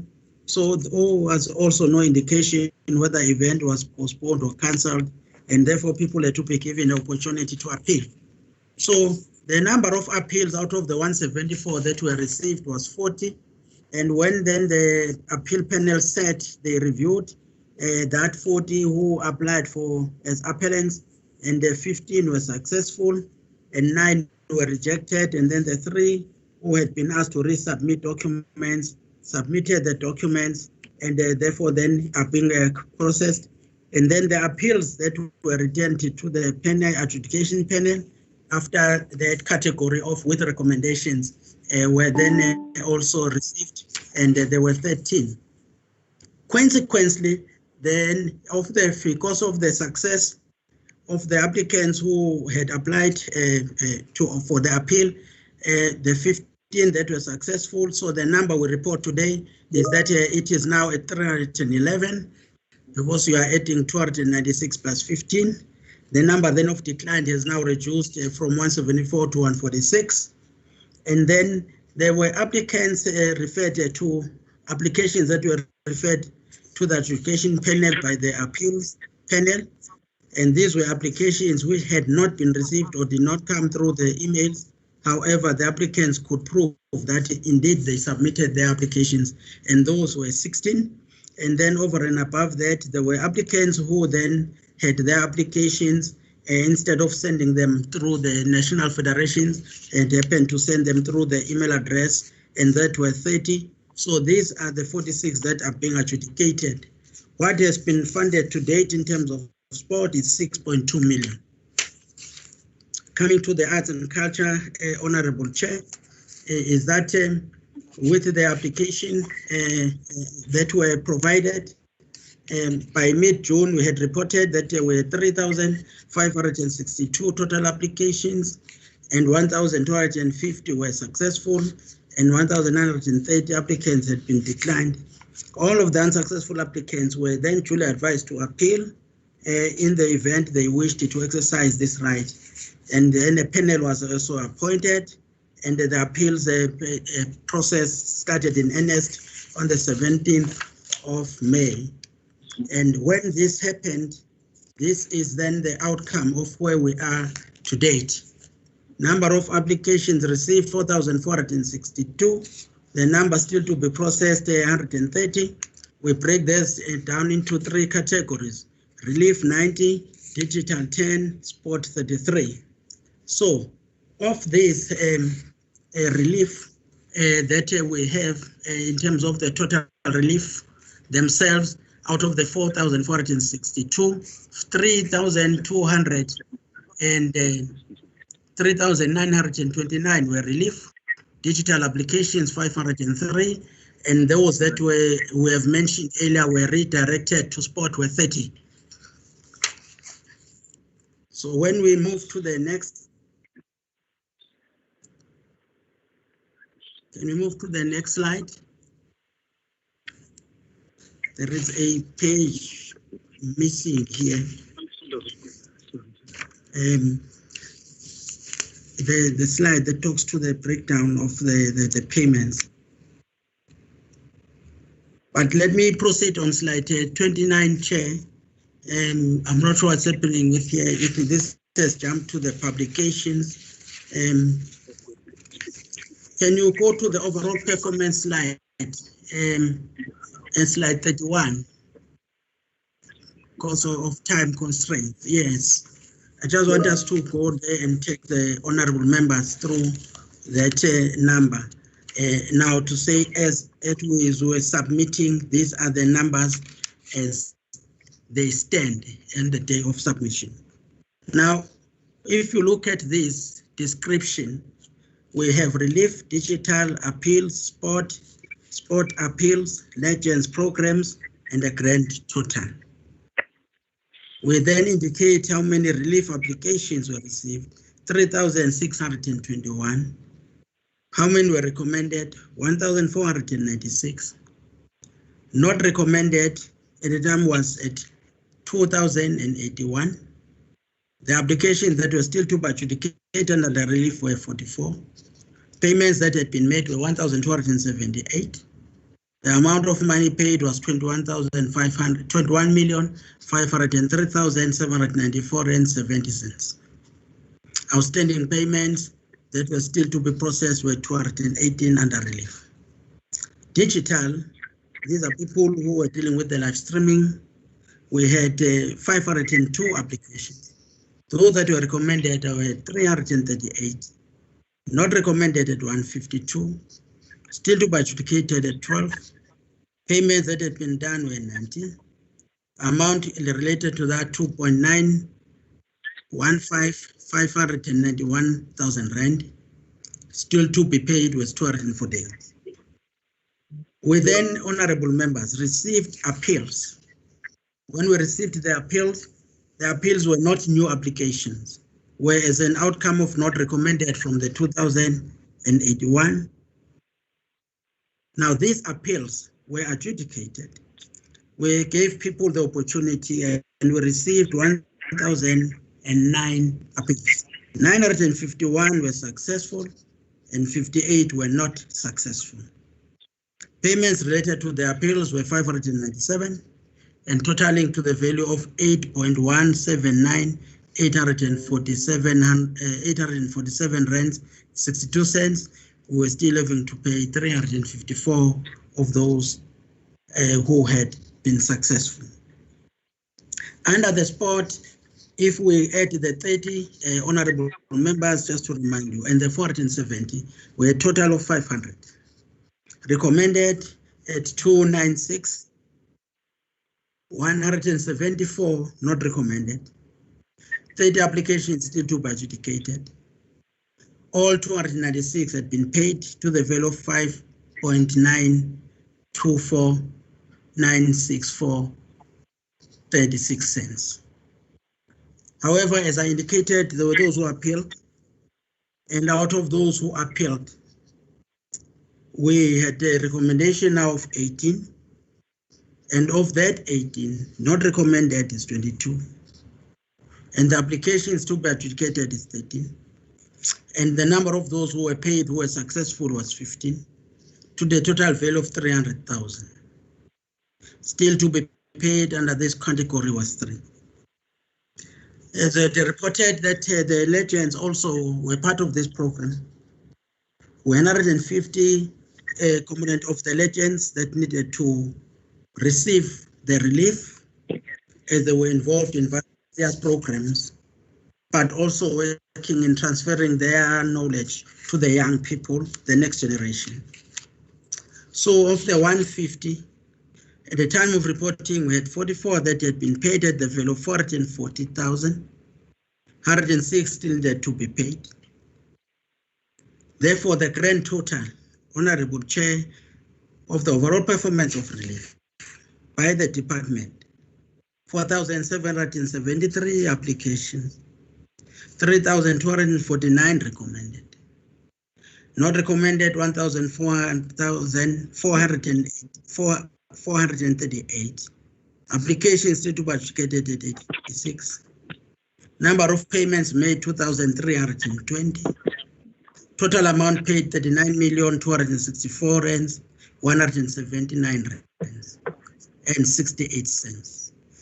Outstanding payments still to be made 929. Thank you, Honorable Chair.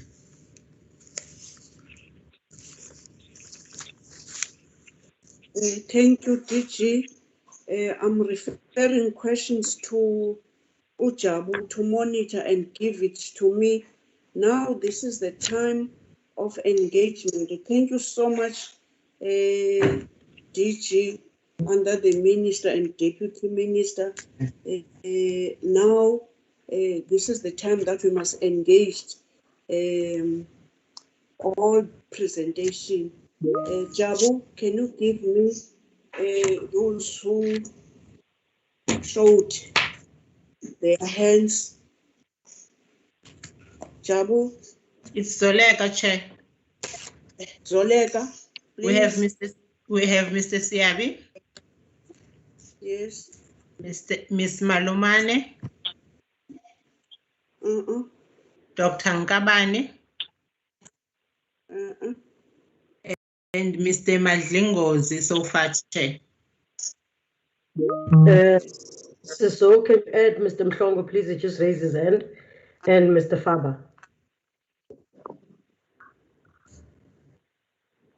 Mr. Mhlongo and Mr. Faber, Chair. Oh, okay, I'm writing, that's why I'm delayed. Okay, honorable members, this is your time until 12. You are allowed to raise questions and your contribution to all of the presentation of today. To you, Mr. Siabi.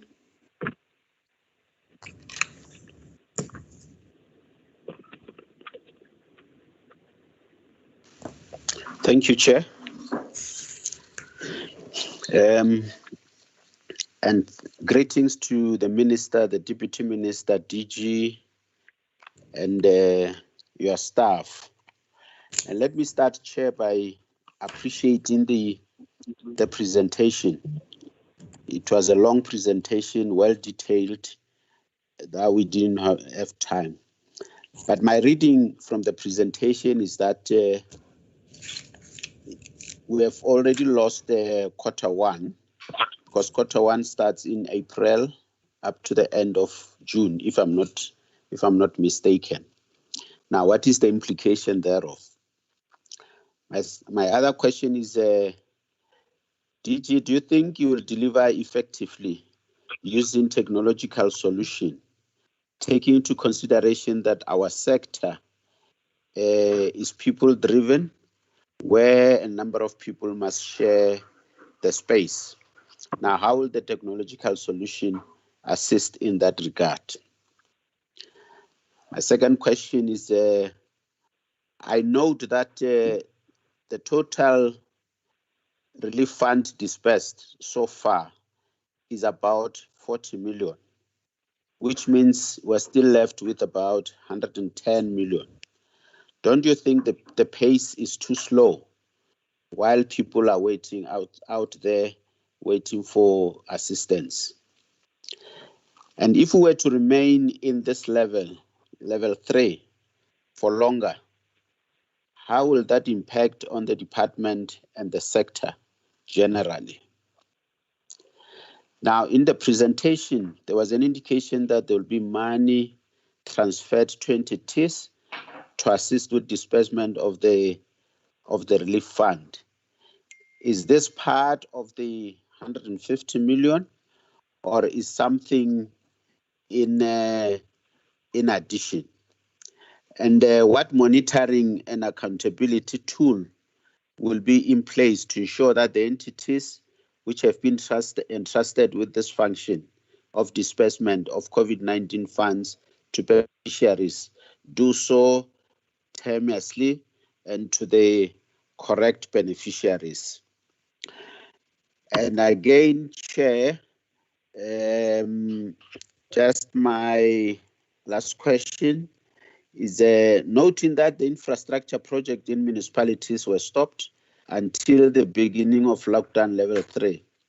What are the implications of these delays, especially financially, because some of the money transferred to municipalities to do certain projects couldn't do so in time? How will it impact on the performance of the department, and what will be the intervention thereof? Thanks, Chair.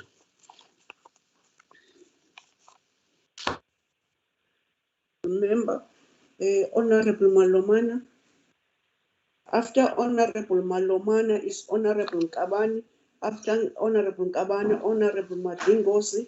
After Honorable Madingozi is Honorable Mhlongo, Honorable Faba. In that, immediately that one member finished, and then you must do so.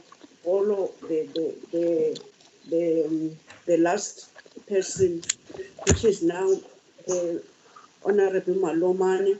It's your turn. Thank you, Honorable Chair. Let me welcome the presentation. Greetings to the Minister, Deputy Minister, greetings to the members and the staff. My question is based on the response to gender-based violence. I just want to check that is there a mechanism to measure the impact that the provinces are making through their programs to gender-based violence awareness, and how will the impact the department monitor? Sorry, Chair. Hello? Listening. Go okay. on. How will the impact the department monitor the impact of their programs that partners to the department will be making in the delivery of gender-based violence awareness programs? The other thing that I want to check, Chair, to the DG is that there are risk targets that they have been set that they are not quite sure that they will meet due to the COVID-19 because of the levels that they must be made in level 1 to be implemented. Are this risk target not going to make the department not to achieve when we come back to review on how did they perform? And also that the targets to be reached, and also the issue of the payment of the valid, because the DGS spoke about valid invoice within 30 days. I think maybe they need to make sure that they do the payments, so that my request is that the department, let's continue to get a clean audit opinion, even in this financial year, in this difficult time of COVID-19. Thank you, Chair.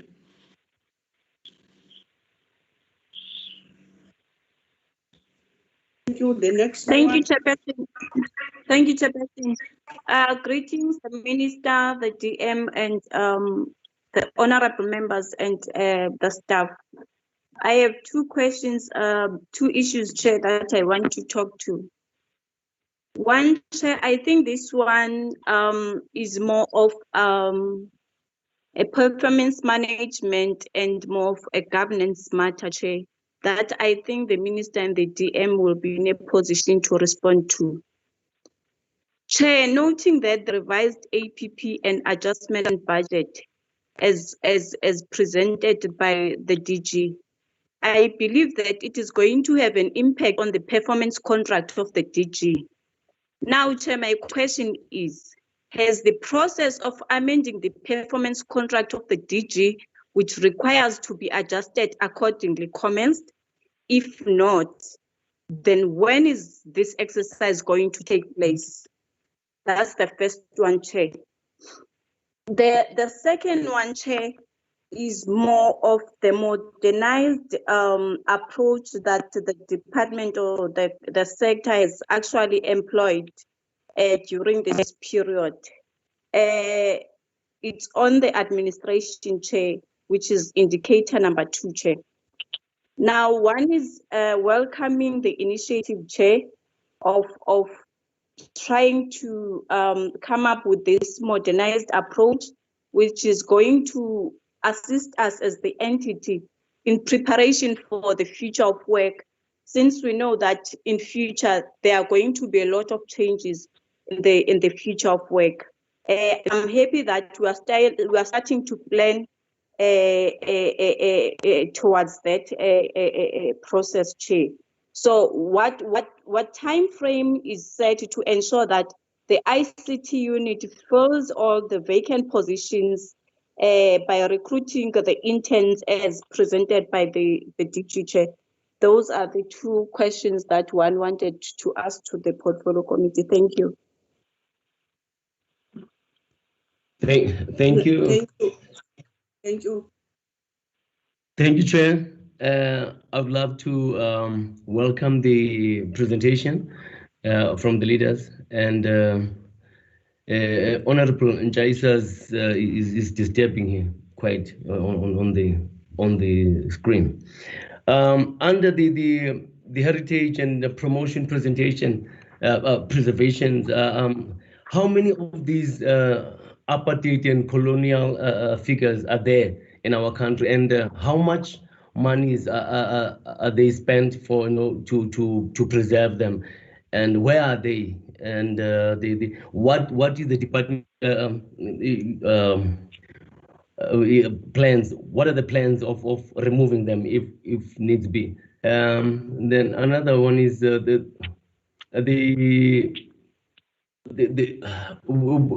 government is the department is talking about artists should appeal when they are unsuccessful. What is there to appeal when they have been rejected? And about these companies that have and got successful for the digital streaming shows.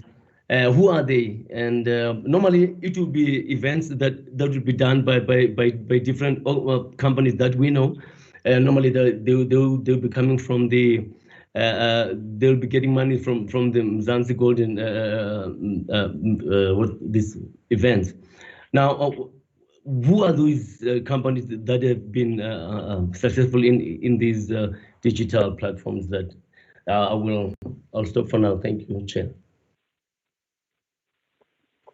Thank you, Chair. The first question is, thanks, Chair. The first question regarding outdoor gyms. Who is the service provider for the outdoor gyms? Where did they construct the outdoor gyms? On your presentation, you stated clearly that 89.8% of respondents are still waiting for the relief. When will they receive the relief?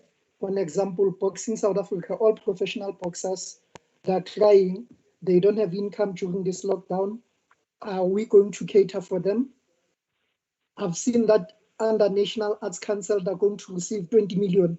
When will the minister when will the minister act against the CEO of National Art Council? I've seen the just slide, and why is the list late? We've received this annexure late. I've seen Abigail Gupega has received 10,000.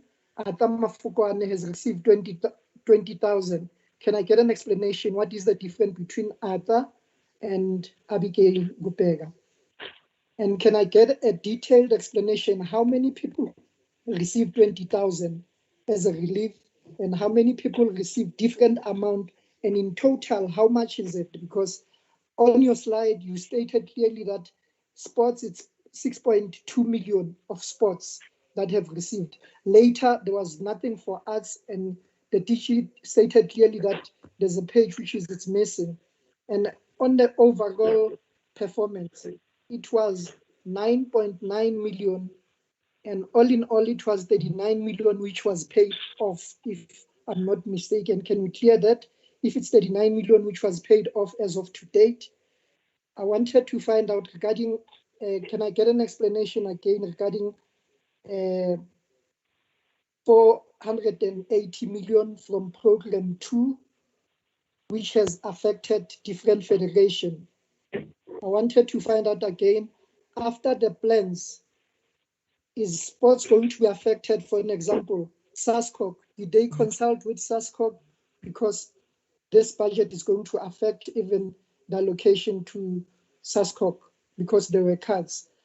Another issue I wanted to find out, Chair, in my 12 hours, if I've checked the late annexure, the plus minus 2,300 beneficiaries. How much is the total amount paid to date on that annexure?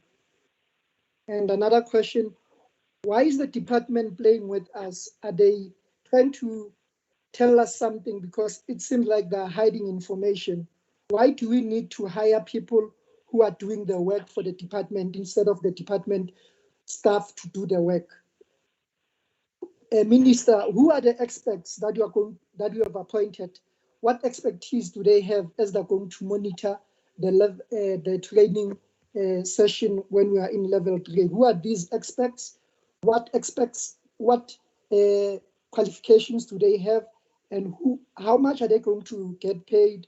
And give us the total budget and their qualifications.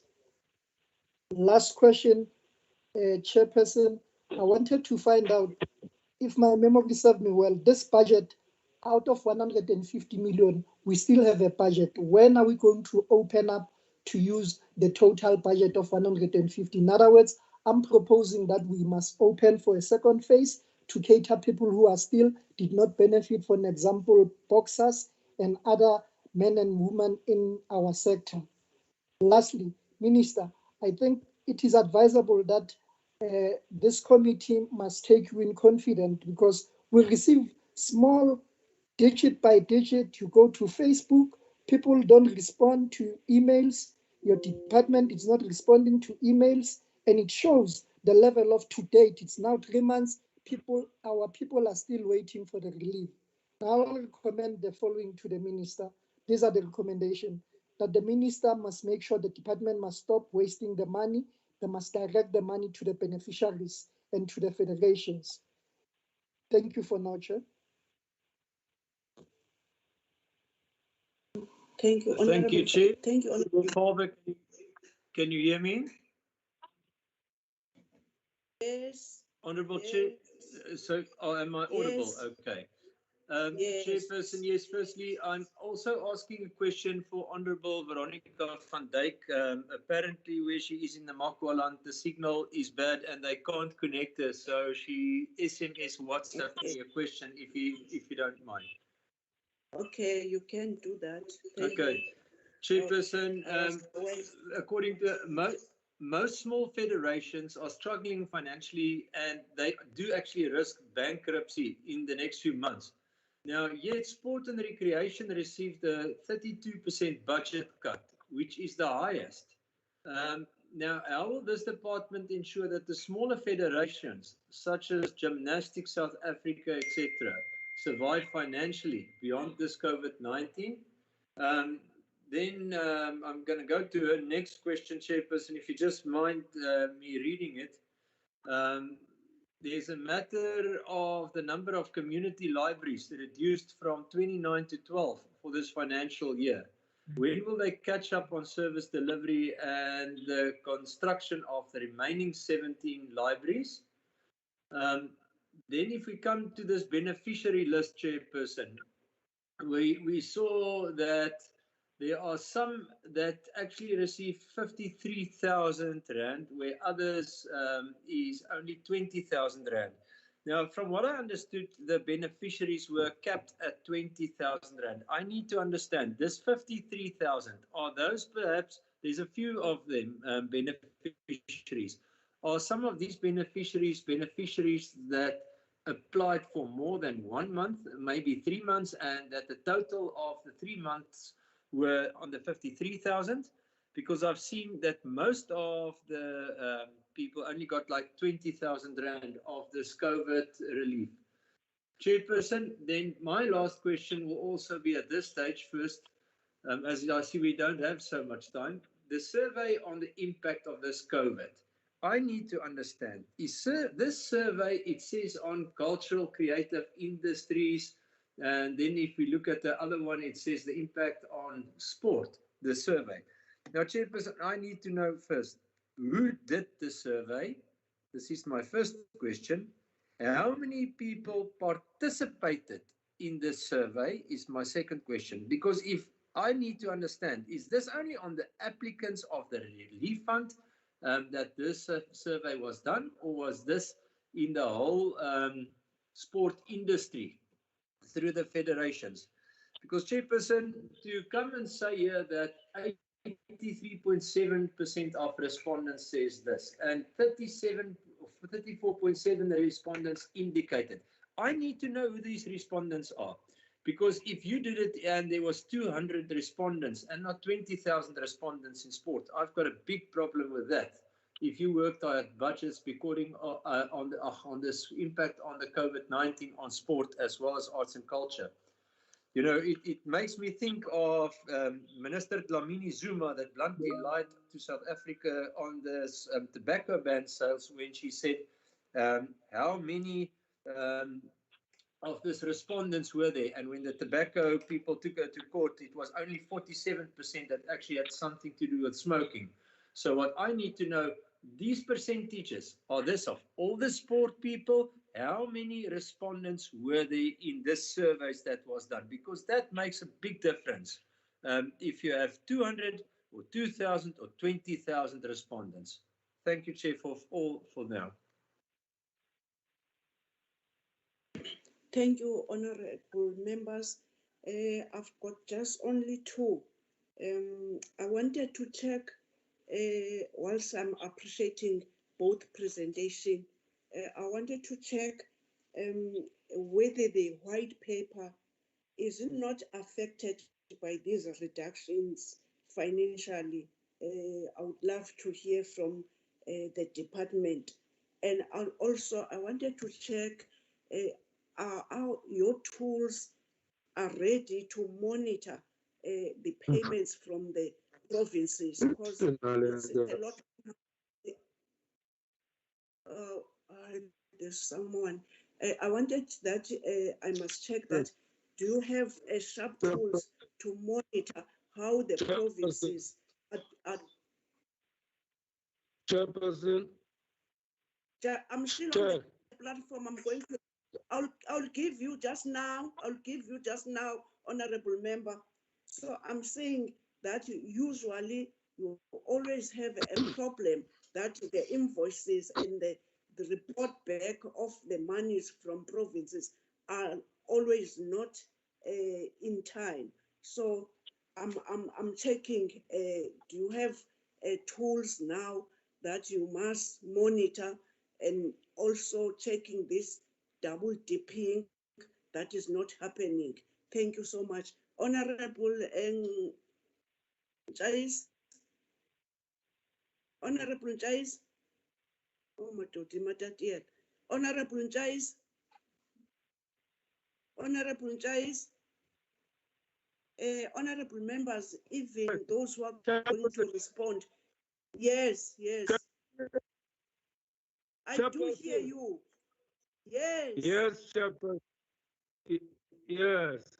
No, I've got few questions here. Hello. Okay. Yes. You can hear me now. Yes. Chairperson. Can you hear me? Ask your questions. Ask questions. We do hear you. Thank you very much, Chairperson. Regarding this relief fund, I just want to check whether is there any follow-up that is being made on how the provinces are distributing or giving out these monies to the deserving artists. I'm asking this question because I've got so many complaints coming from the people in the remote areas.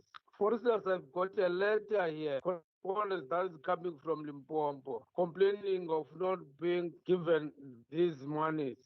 So I just want to check now if the national department is making any follow-up on how these monies are being given out to these deserving artists. The department is dealing with the artists far in the remote areas because they are also complaining of not receiving anything. So I want to check now how these people are dealt with regarding the issue or the giving out of these relief funds. Another question about the people above 60 years.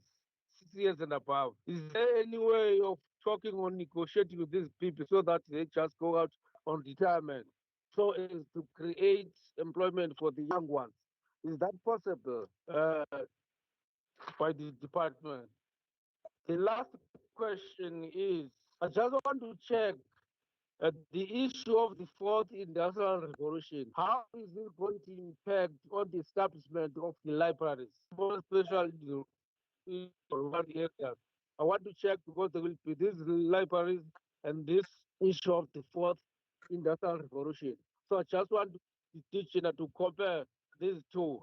So the impact of the fourth industrial revolution on the building of libraries. Thank you very much, Chairperson. Back from the wilderness. Thank you very much. Thank you, honorable members. I'm putting these questions, and when I'm looking at the time, honorable members, and the questions, I had to open that people can ask so much questions. I'm not sure whether we're going to have the second bite.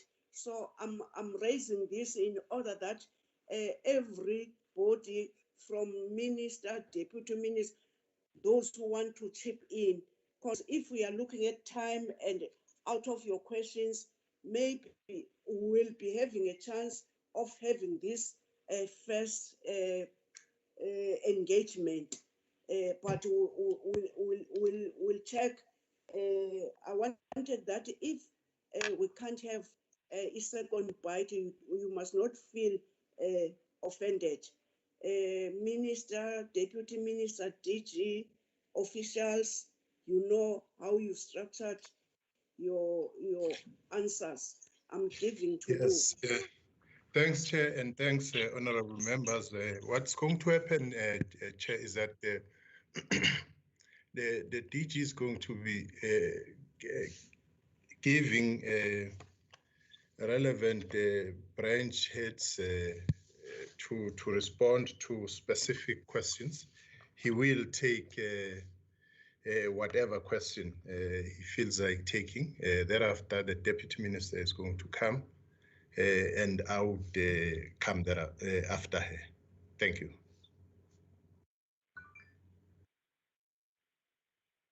Honorable Minister. Yes. DG? No, thank you, Honorable Chairperson and Honorable Minister, DM and members. Yes, maybe I must just do that as per Minister's directive that we do have the branch heads, and I would request that my colleagues take questions directly related to them. As I will start with program 1, and maybe that will be easy to do it that way, and that will mean CFO takes whatever questions relate to that, including the issues about the 53 as raised by Honorable Faber, but I think he will do that. And then I will ask Mr. Ndima, sorry, not Ndima, secondly, DTG Sumaya Khan, on the issue related to some of the sport questions and federations. And then the third one will be, we've got honorable members, the newly appointed DDG who only began 7 days ago, and we will be able to support her. But yes, she's here, and that is Dr. Kumalo, who is now our new DDG for Arts, Culture, Promotion and Development, which is usually linked to the famously known MGE. So we have now the doctor, the post is now filled. And then, of course, I will then ask Mr. Ndima on libraries to do the same. Can I then ask that we start with CFO? Thank you, DG. Honorable members, you have 30 questions. So you must know that we are expecting that they must all be answered. CFO, thank you. Thank Honorable Chair, Honorable Minister, and Honorable DM. Thank you. I will deal with some of the questions indicated. The first issue is that the department is utilizing the agencies to process payments.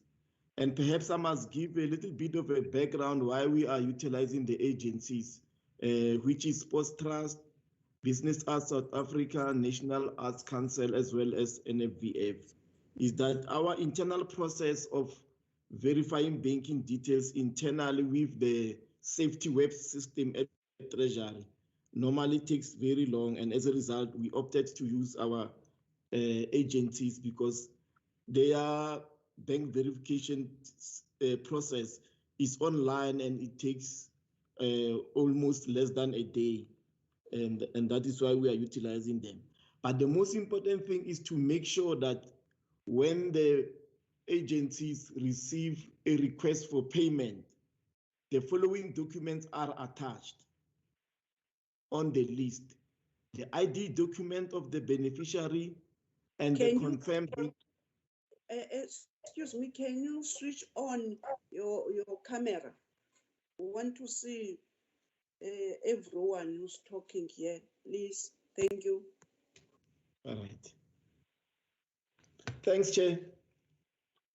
I was just explaining that in order for the payment agencies to process a payment, as per the arrangement, is that they need to receive the ID number of the beneficiary and a proof of that ID number or a copy of that ID document.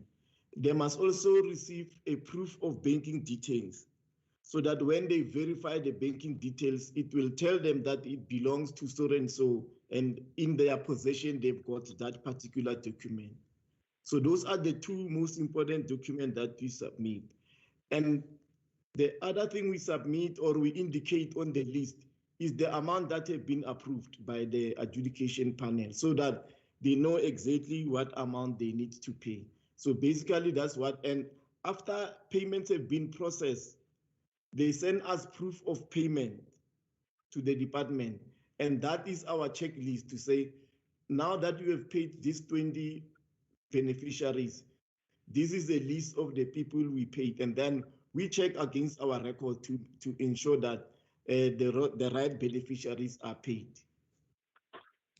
And Honorable Siabi, I agree with you, the pace is slow. I can agree with you. And it's because for various reasons. It's because the preparation of the documents to go to the payment agencies, there's a due diligence that is done to ensure that information that we give to them is correct, is for the right beneficiaries, and so on. And if you look at the number of applicants that we have received, especially on the arts sector, is a very huge amount of beneficiaries. And as a result, the officials doing this work, were not necessarily doing the due diligence, only dealing with that. So we have just shifted some priorities to say we make them available, and and they are really working hard. Actually, they are working 24 hours just to share with you, to make sure that the documents are ready to be presented to the payment agencies. And the other issue I need to talk about is the the issue of the 53,000, the 20,000, and some less than 20,000, and so on. The beneficiaries, honorable members, have been classified into, actually I can say into two categories, basically, before when I exclude the appeals. The normal beneficiaries for relief, their maximum amount to be paid is 20,000. And then in some application, you find that they did not indicate the amount. Then the resolution was that these people, you give them 10,000. But if you have requested between 10 and 20,000, that beneficiary will receive whatever amount he or she applied for.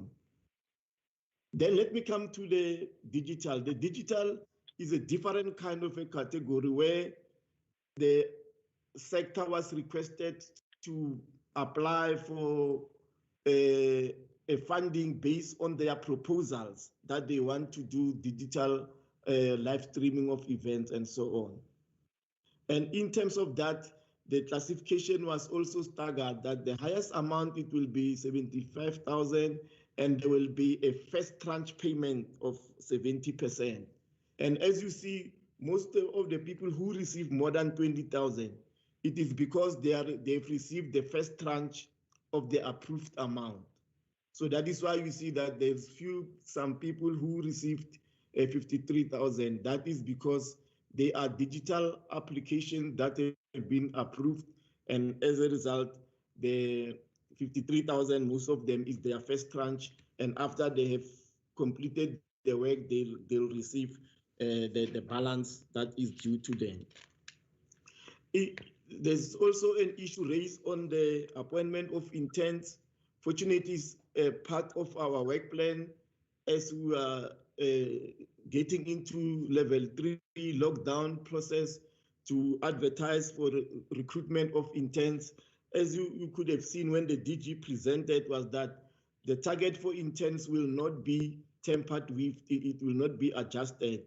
So we're in line to be recruiting interns by September, honorable members. And these interns, of course, will be spread across all the divisions, and of course, including the IT, where we want to train people into fourth industrial revolution as part of our contribution to job creation request by the president. Yes, Chair, I think I've covered. There was one question raised about 480 million in program 2, Honorable Muhlawongo. The 480 million is not necessarily for federation. If honorable member can look at that slide, there is a breakdown on how that 480 million it is arrived at. Is including compensation of 2.5 million, goods and services 23 million, departmental agencies 85 million, heritage legacy project 67 million, households 1.5, non-profit institution 8 million, non-profit institution capital expenditure 10 million, and the mass participation grant 282 million. And this, when you add them, they give you 480 million. It's not necessary that all that money was earmarked for the federation. Thank you, Chair.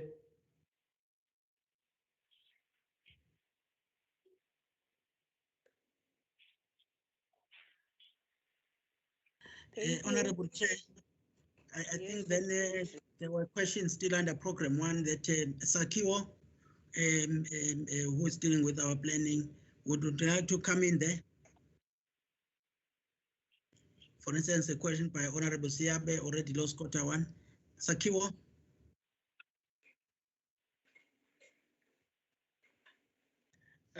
Thank you, DG. Good morning, Minister, DM, and honorable members. Yes, there has to be adjustments, and I think we've tried to effect some of the adjustments because we've lost quarter 1, as the honorable member has indicated. We have reflected that in our situational analysis. Sakiwo. Meaning, therefore, the honorable chair asks that you will show your face. Honorable Chair asks that you show your face. Switch on your camera.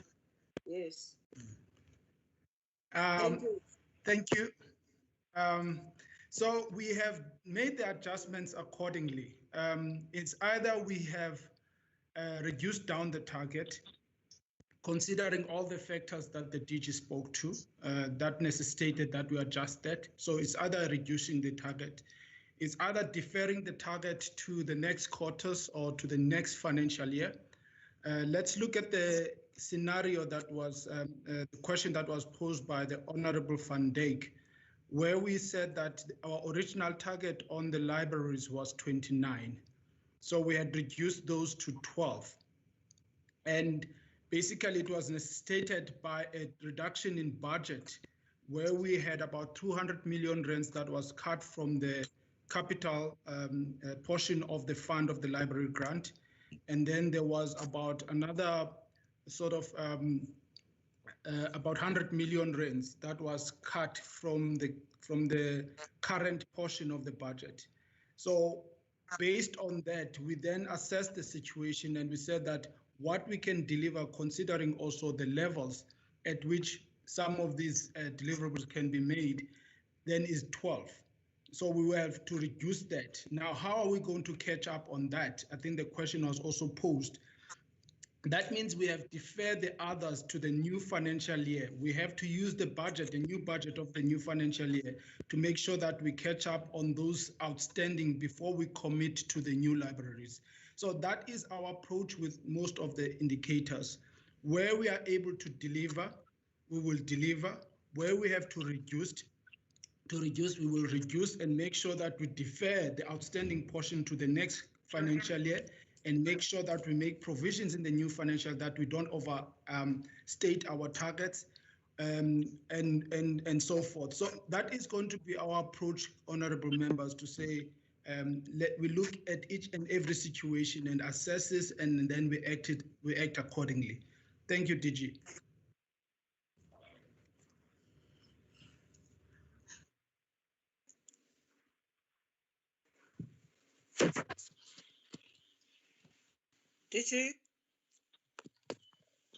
DG? Sumaya Khan, DDG for Program 2, that relates to more about sports. Just briefly on the key areas. Thank you very much, DG. Good morning, Chairperson and members, and good morning, Minister, Deputy Minister, and colleagues. Chairperson, if we're looking at the questions around sport, the issue of the infrastructure that was raised. Yes, there's not too many changes with infrastructure except for a project where there has been some funding that has been surrendered. And we have indicated in the presentation, Madam Chair, that we will look at the outer years. Some of those projects may need to be delayed. So that's the only change with the infrastructure in terms of the within the arts and culture and sport, the heritage and liberation and the legacy projects. With regard to the community outdoor gyms, yes, Madam Chair, we have appointed a service provider for 3 years. There are projects that will be delivered. 10 community outdoor gyms would be constructed each year. We do have a list of locations that we've identified already.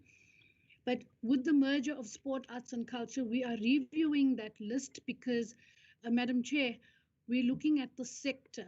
For example, we're looking at this, wherever we are building libraries, wherever there are heritage sites coming up, we need to also ensure that we have a basket of services from sport, arts and culture for the community. So we would look at making sure that outdoor gyms are also within those precincts. So, but we do have a service provider for 3 years, and we do have proposed sites identified for the 3 years. And for this year, for this financial year, we do have agreements with municipalities, and we will deliver on those 10 sites, those 10 gyms. With regard to the issue of the outdoor, with regard to the with the relief to boxing South Africa, as raised by Honorable Mshlongo, Madam Chair, we have had the relief funds for sport. All federations had to apply for their funds. All coaches, athletes, etc., had to apply through the federations. Boxing South Africa made a submission on behalf of all the boxers. We need to be mindful, Madam Chair, that the application process was for a period from March to June. Now, and it also indicated that athletes had to ensure that there were fights or there were events that they were committed to. Now, if you look at the boxing sector, a lot of them did not have sanctioned fights during that time. Some of them will now only have fights after June. And obviously we were addressing ourselves to the first period of lockdown. So perhaps that's something we would need to look at in another wave. But Boxing South Africa and boxers at the time that was submitted, they benefited from it. Even those who appealed, some of those appeals were successful. With regard to the budget and SASCOC's budget, Madam Chair, the CFO has presented. Now, we've not interfered with any of the budget that's going to our non-profit organizations. So all the codes of sport, etc., who normally get transfers, will not be affected. So the allocations, which is about 112 million rands in total, will not be affected by the budget cuts as well.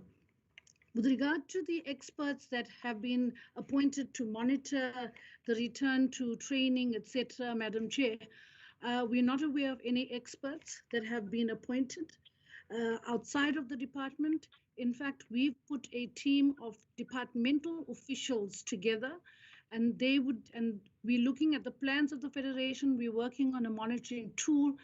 In fact, we've started with a pilot this weekend of the PSL clubs who've returned to play, but it was all government and departmental officials who performed that function. With regard to how do the smaller federations benefited, Madam Chair, we did indicate in our presentation that we do have a framework of financial support, and most of it goes towards programs and projects. We are reviewing the framework so that we provide assistance in terms of the administration and operations of the federations based on what submissions they've made to us in terms of the sustainability of those federations. With regard to the survey on the impact of sport, who did the survey? Madam Chair, the survey was conducted by SASCOC. SASCOC has a war room that they've established to look at the return to play, to the sustainability of federations, and also relief to the sector. Now, in their survey, Madam Chair, the whole objective was to gain a greater understanding of the impact of COVID and the resulting lockdown on the national federations. And they put out the call to 76 of the national federations. Only 47 of them had responded, and 2 of them came from the provincial sports confederations. So in that, the questions that they asked in that survey was, what is their position in terms of their survival during the lockdown? Was government doing enough to assist the federations? And what about the relief funding? Did it benefit them? And also issues around the early return to play. So those were the key focus areas of the survey, Madam Chair. And if you look at it, 83% of them believe that they'll only be able to survive for 6 months or less. 89% had indicated that government was not doing enough. But obviously, Madam Chair, is the subjects of the survey were not the ones who were the beneficiaries in terms of our criteria for funding. So they were just speaking to the national federations. They were not actually speaking to those who benefited from the relief fund of the department. And hence, it seems like government was not doing, a high percentage of them felt that government was not doing enough. And 42.9% indicated that the relief funding is their key priority in terms of more support from government, and 34% indicated that an early return to play is the key priority in terms of more support from government. So those are the areas around the survey, Madam Chair. Madam Chair, I think I've covered all of the issues that were raised under sport. Thank you very much, Madam Chair.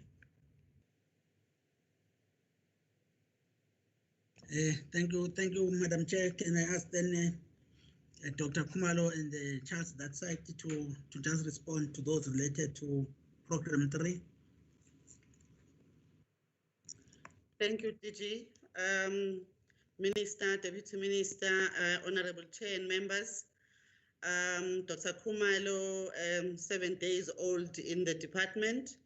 We've noted all the questions related to the artists, the variance in terms of the awards, the benefits, particularly to the artists in rural areas. There was a question also with regard to digital streaming and also around the issues of research.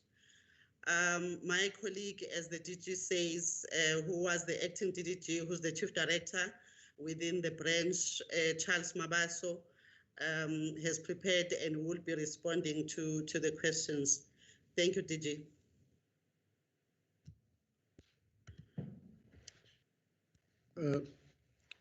Thanks, DDG Kumalo, Honorable Minister, Honorable Deputy Minister, Honorable Chairperson, and all honorable members of the Portfolio Committee.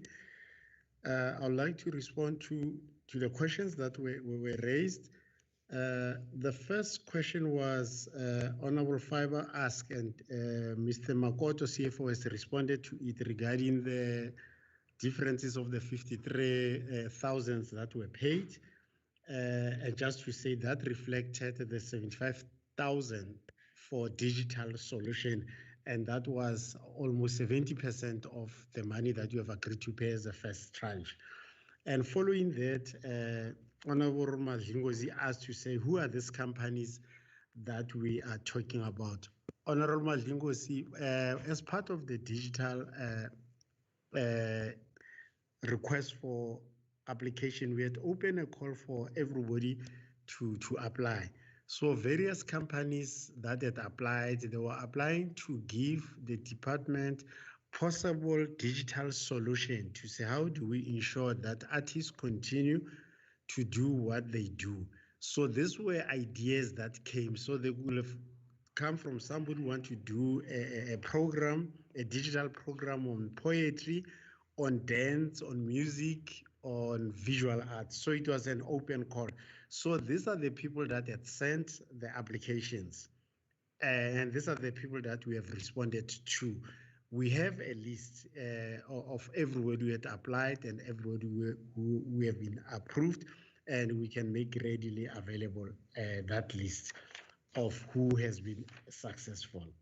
With regards to Honorable Fiver's question on the research, on the relief itself, this research was done by SACO, South African Cultural Observatory, which is a research arm of the department. It was not done, and the questions were not asked precisely on the people who had applied, but it was an open research to people of South Africa. We have a report which we could share with honorable members to say the scale and the nature of the research that took place, so that we are able to say, the extent of it, how it was done, who were the people questioned, and so forth and so forth. So the report is available for circulation. It's not necessarily people who were directly affected who had applied to the department to deal with that. I think those, and with regard to the question that was asked to say some people were given 20,000, like Arthur Mafukate and Abigail Gubek was given 10,000. The approach was that Arthur Mafukate received 20,000 out of the application for relief, loss of income for a relief, and the ceiling was 20,000. Abigail Gubeka received 10,000 as part of the relief for the legends, the living legends, because we said during this time, the living legends are also affected, They can't do what they've been doing throughout the year. And then the 10,000 was for the master classes that they provided digitally. Because you said part of the overall approach was that we need to have space for the legends to continue to do the master classes digitally. And the ceiling there was that we'll provide 10,000 for their contribution in terms of intergenerational skills transfer. And the ceiling there was to give them 10,000 for their contribution. But for the overall relief of everybody that applied was 20,000. So that is the a distinction between the 20 and the 10,000. I think those were the questions that were asked. I'm not sure if I'm missing anything, but that's the thank you. Thanks, DJ.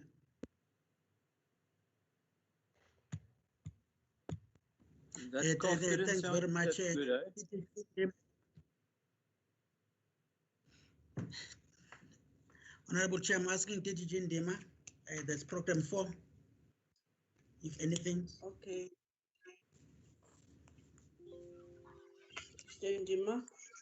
Good morning, Minister, Deputy Minister, Honorable Chair, honorable members of the Portfolio Committee, colleagues. I will try and talk to issues that have to do with libraries.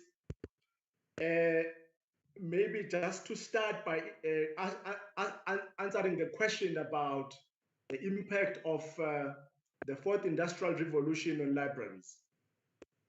Honorable Chairperson, it's important to indicate that one of the things that the libraries must do in order to meet the demands of the current society is to embrace cutting-edge technologies, because library is about access to information.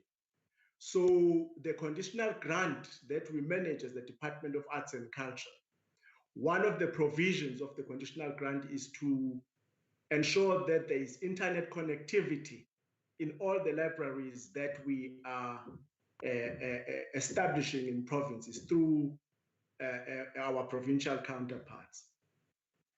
And the idea behind that is to ensure that there is equal access to information, that a child who is in Unu should be the same as a child who is in Sandton in terms of access to information.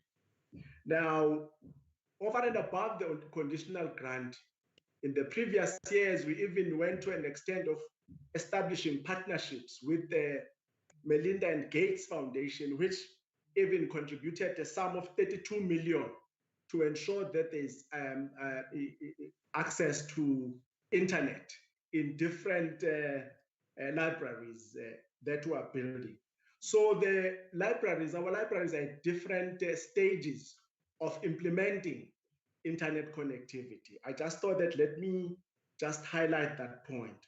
And then there's a question that was asked by Honorable Fab. It would have been very much helpful if maybe there was a specific questions around specific libraries that the Honorable Faber was kind of talking to.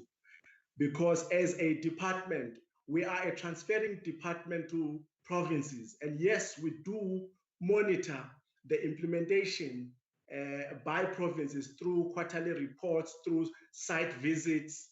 And I think that it would have been really, really helpful if we were to be given those libraries that are still outstanding so that we can follow up on those and ensure that the provinces are actually assisted in that regard. And then there was a question around monuments and memorials. I just want to indicate that the monuments and memorials are actually being managed by the South African Heritage Resources Agency, SARA, which maintains an inventory of declared heritage resources in the country. SARA manages the resources that are declared as of national significance. The management of monuments, memorials, and statues is the responsibility of provincial heritage resources authorities, namely known as PRAS. only when the inventory of these resources is submitted to SARA as heritage registers do they get incorporated into the Heritage Resources National Estate Inventory. So to just respond directly now to the question is that at this point in time, there is no verified number of colonial and apartheid statues documented in the South African Heritage Resources Information System, which is called as SARIS. Now, there are 24 memorials and monuments that were declared. We do have a list of those that were declared post-1994, and there is also a list of those that were declared prior to 1994. We do have a list of 10 declared sites in terms of the National Heritage Resources Act, and 14 that were declared in terms of the National Monuments Council Act. As we have indicated that there's no consolidated list of statues classified as statues of apartheid and colonial figures in the country, as PRAS must still audit and do an inventory of statues in provinces and submit to SARA for incorporation into the national inventory. In terms of the cost, how much does it cost the department to preserve these statues? I also want to state that different memorials, statues, and monuments are maintained by different authorities, such as Department of Public Works and Infrastructure, local municipalities. Some of them are actually maintained by private foundations and public entities as part of the operations and maintenance of the facilities of such entities. So the department is therefore unable to provide an amount of the cost per annum to preserve these statues. I would want to stop there, Honorable Chairperson. Thank you. Thank you very much. Thank you. Honorable, yes. Honorable Chairperson, I thought I would just touch a few things. Firstly, to the question. Okay. Yes, just there was a question relating to who is the service provider by Honorable Mhlongo for the outdoor gyms, and the name of the service provider is called Green Outdoor Gyms. And that is the name of that service provider who is having a national footprint to do that work. And then there was a question relating to the NAC and the CEO, whether Minister will act against her. Just to clarify that there are role segregations here, that the Minister appoints a board appoints the CEO, who is then responsible for recruitment of staff. Discipline of a CEO is a responsibility of the board. And the Minister had already written to the board in relation to what I believe Honorable Mhlongo is making reference to about that. But as we are aware, is that the board have decided to also to take the report of the public protector for review, and that is where things are as we speak. And now on the issue of the modernized approach that was raised by Honorable Ngabane, I think this was a comment, and we welcome that, and we will continue to work towards that. The time frame to fill the posts and recruitment of interns, we have currently the draft advert now that we have, and we should be able to advertise and recruit these interns possibly by end of July, given the plan that have been submitted. So by end of August, we should be able to deal with the issue of posts, some of them that we have looked at as priority and are to contribute to the job creation that was then we reported on. I think, Honorable Chair, on the issue of the response to gender-based violence, and how we're gonna deal with the issue of the provinces and meeting the attack and as well as how they're gonna work with us. I think it's important to indicate that Minister and DM, they've got standing meetings, firstly with the MECs as a first level of oversight and interface with us and them. And they will submit then their reports and present them in those meetings. Then there is 11 where the DG national meet with the HODs who also present reports based on programs that have got a bearing on our work as a team. So it is during these meetings where we get feedback on progress made around all the work that is related between us and them, and where we've got dependencies, Honorable Chair, with the HODs and the interface between us and the provinces. The risk targets also that was raised by Honorable Malwane is that will based on the situation, we'll do everything we can, but we are in a terrain that is very difficult to predict. But at the same time, I think Minister had indicated that the department can't sit and fold its arms and do nothing.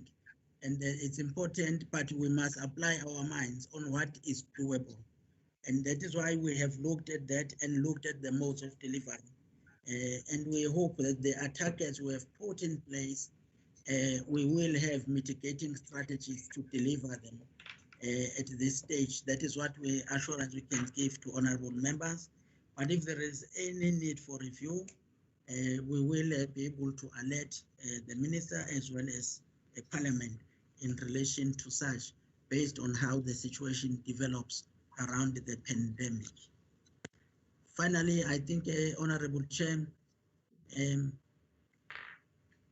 there was a question that the monitoring of the entities, I think this one was answered by the CFO in detail, question by Honorable Siabi, as well as the pace was answered. Just trying to see if there is any other mop-up one needs to do. Okay, why are the artists appealing? I think Honorable Mandlingozi, when people appeal, they were then providing the rationale on what we told them, the reasons why their applications were not successful. Then they had an opportunity to say no, but based on my original application, such attachment was there, was the ID there, or was a proof of cancellation there, or was there any submission or CIPC that was required? Yes, it was there.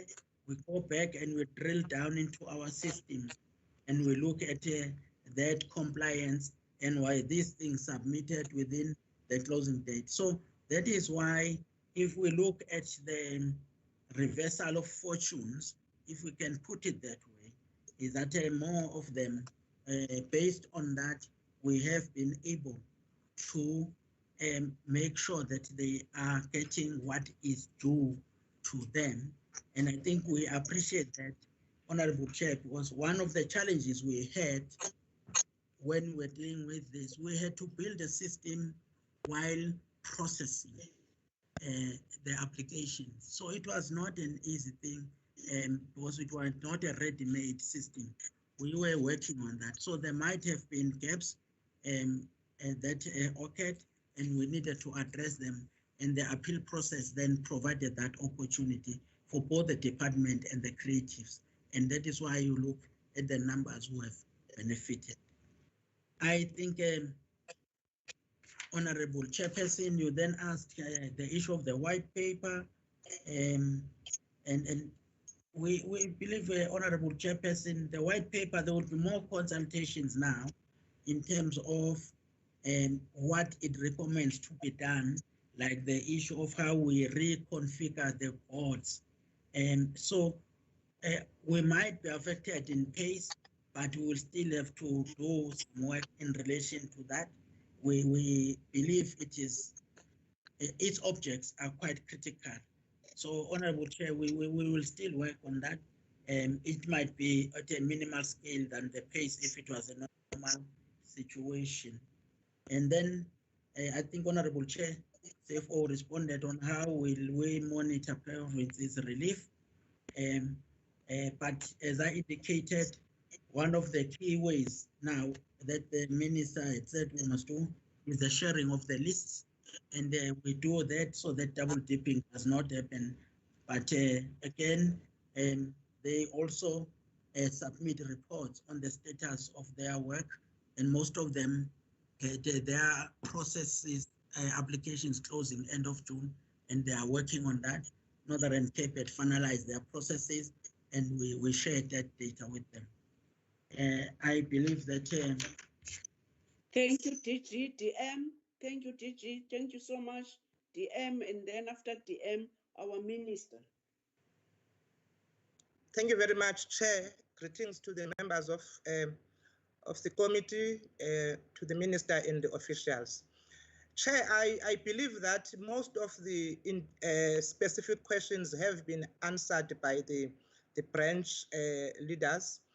But I just want to remind members that when we came to present on the 20th, we stressed the fact that this is a new normal for all of us. We are operating in a space that is new, particularly around the issue of COVID-19 and the relief fund. We also reported to the members that the issue of the adjudication is not being done by the department itself, but we had appointed adjudication teams that were the ones that were adjudicating the applications from the artists and the athletes, because we were also mindful of the fact that we wanted fairness in everything that is being done.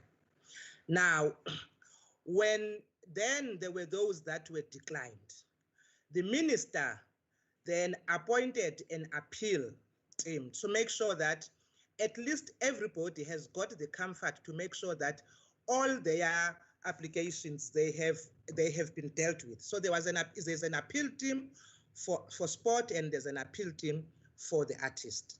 And out of the artists in particular that have appealed, which were 1,009, and I want to stress this, 951 have then been recommended. They, out of the appeal process, they have then been recommended. That's why the number has then increased.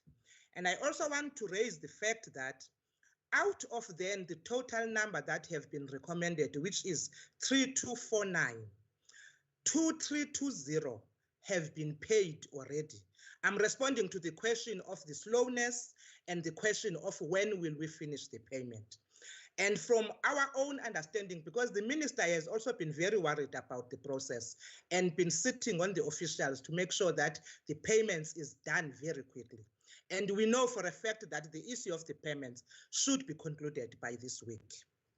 So I want to say then to the members of the portfolio committee, all of us, we learn as we move in this process. And we are actually very encouraged by the questions that have been asked by the members of the portfolio committee, because for us, they also assist us to perfect and improve the process. And therefore, we will then sit, and I'm sure Minister will speak to that because members have asked that question, that there's still a lot.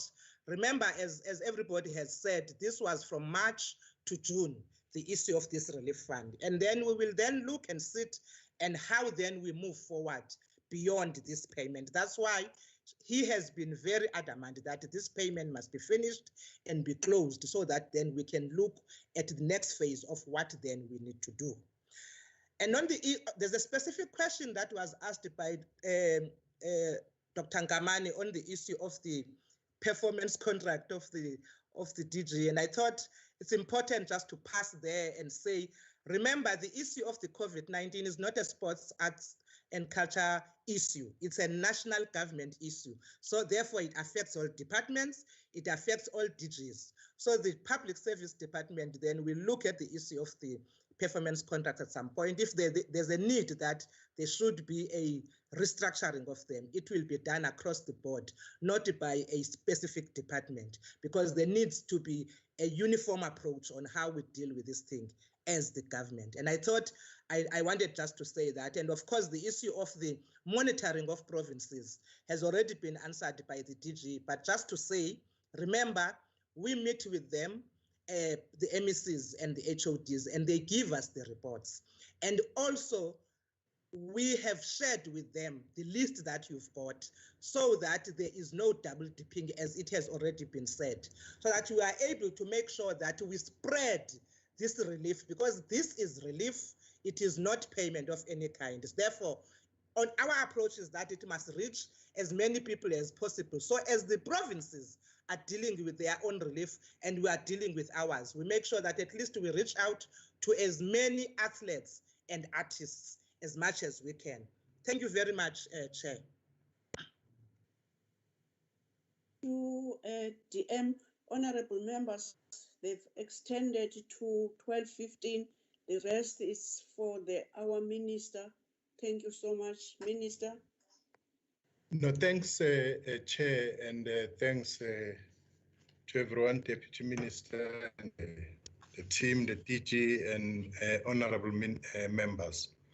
I think, Chair, the team has been able to respond to questions asked by members, including the DM on the issue of performance contract and so on.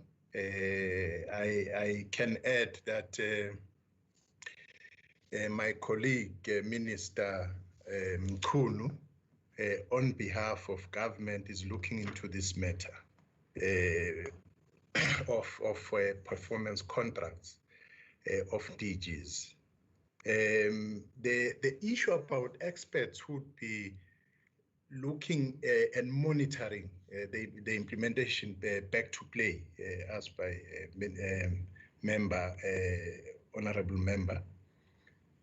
Actually, it's members of the department. We've started, monitored Cape Town City, and the Cape Town City Football Club has communicated back to us how professional the team is, the monitoring team, which are employees of the department.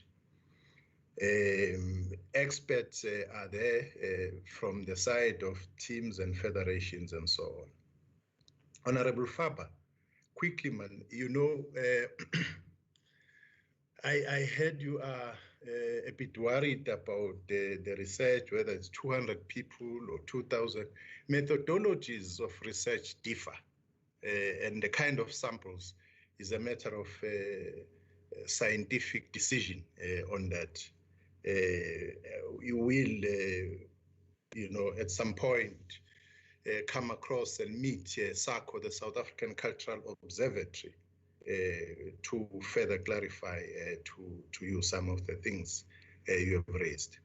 Chair, I want to say that many things are going, even the things we have presented here, sometimes the situation is going to dictate, because we are living in a very fluid situation, unpredictable.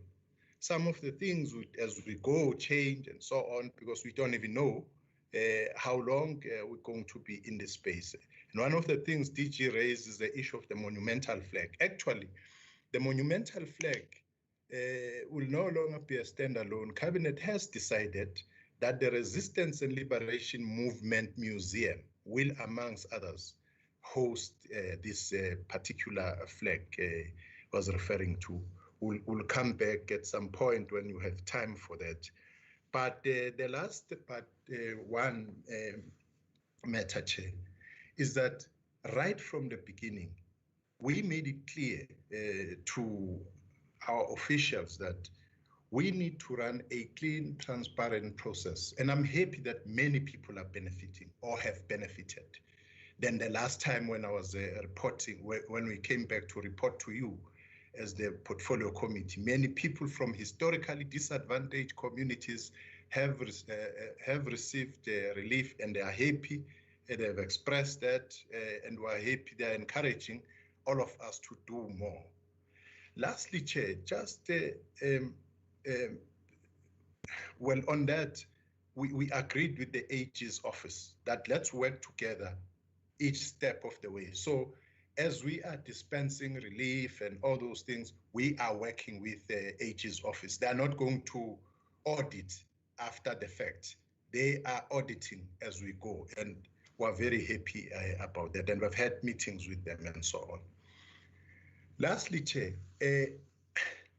I think, Chair, it's just an advice. It would be good for members of this committee to familiarize themselves with processes of government. You know, an ordinary person, when stands up and say that the minister must fire CEO so and so and so, it's understandable, but not for the members of parliament, because ministers appoint boards. Boards appoint CEOs.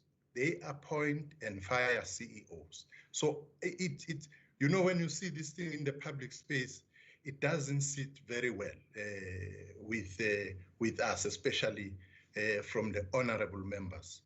I want to say, Chair, that on a specific matter of the National Arts Council, as the DG has said, indeed, NAC has confirmed with me that they are taking the report of the public protector on review. But could we not have such questions from honorable members in future? Thank you very much, Chair. Thank you, Honorable Minister, Honorable Deputy Minister, the DG and the entourage, and then to honorable members.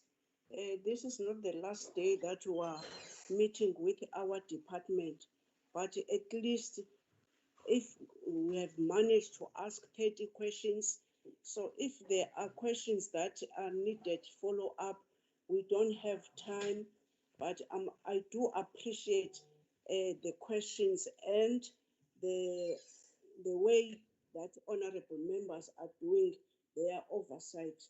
Excuse me, Chair, your camera is off. Excuse me, Chair. Your camera is off. Okay, I'm sorry. We want to see you. We want to see you. Oh, Sontombazana, Kuchiwe Mampondweni. I'm saying, let me take this opportunity to thank everyone and Still not seeing her. Aibo Dream Law. Yes, we can see you, Chair. We can see you, Chair. We can see you. You are there. I'm saying, honorable members, on the next meeting, I'm suspecting it's on the 14th, we are going to go back to Zoom. I'm suspecting those honorable members that have been having problem with Microsoft will be on Zoom in the next meeting. On this note, according to our agenda, let me close the meeting. The meeting is closed. Thank you so much. Thank you, Chair. Thanks, Chair. Thank you, Chair. Thanks, Chair. Thank you, Chair. Bye. Thanks very much, Chair. Thank you so much. Thank you. Thank you. Thank I'm you, Chair. better, you see. I'm fine now. Okay.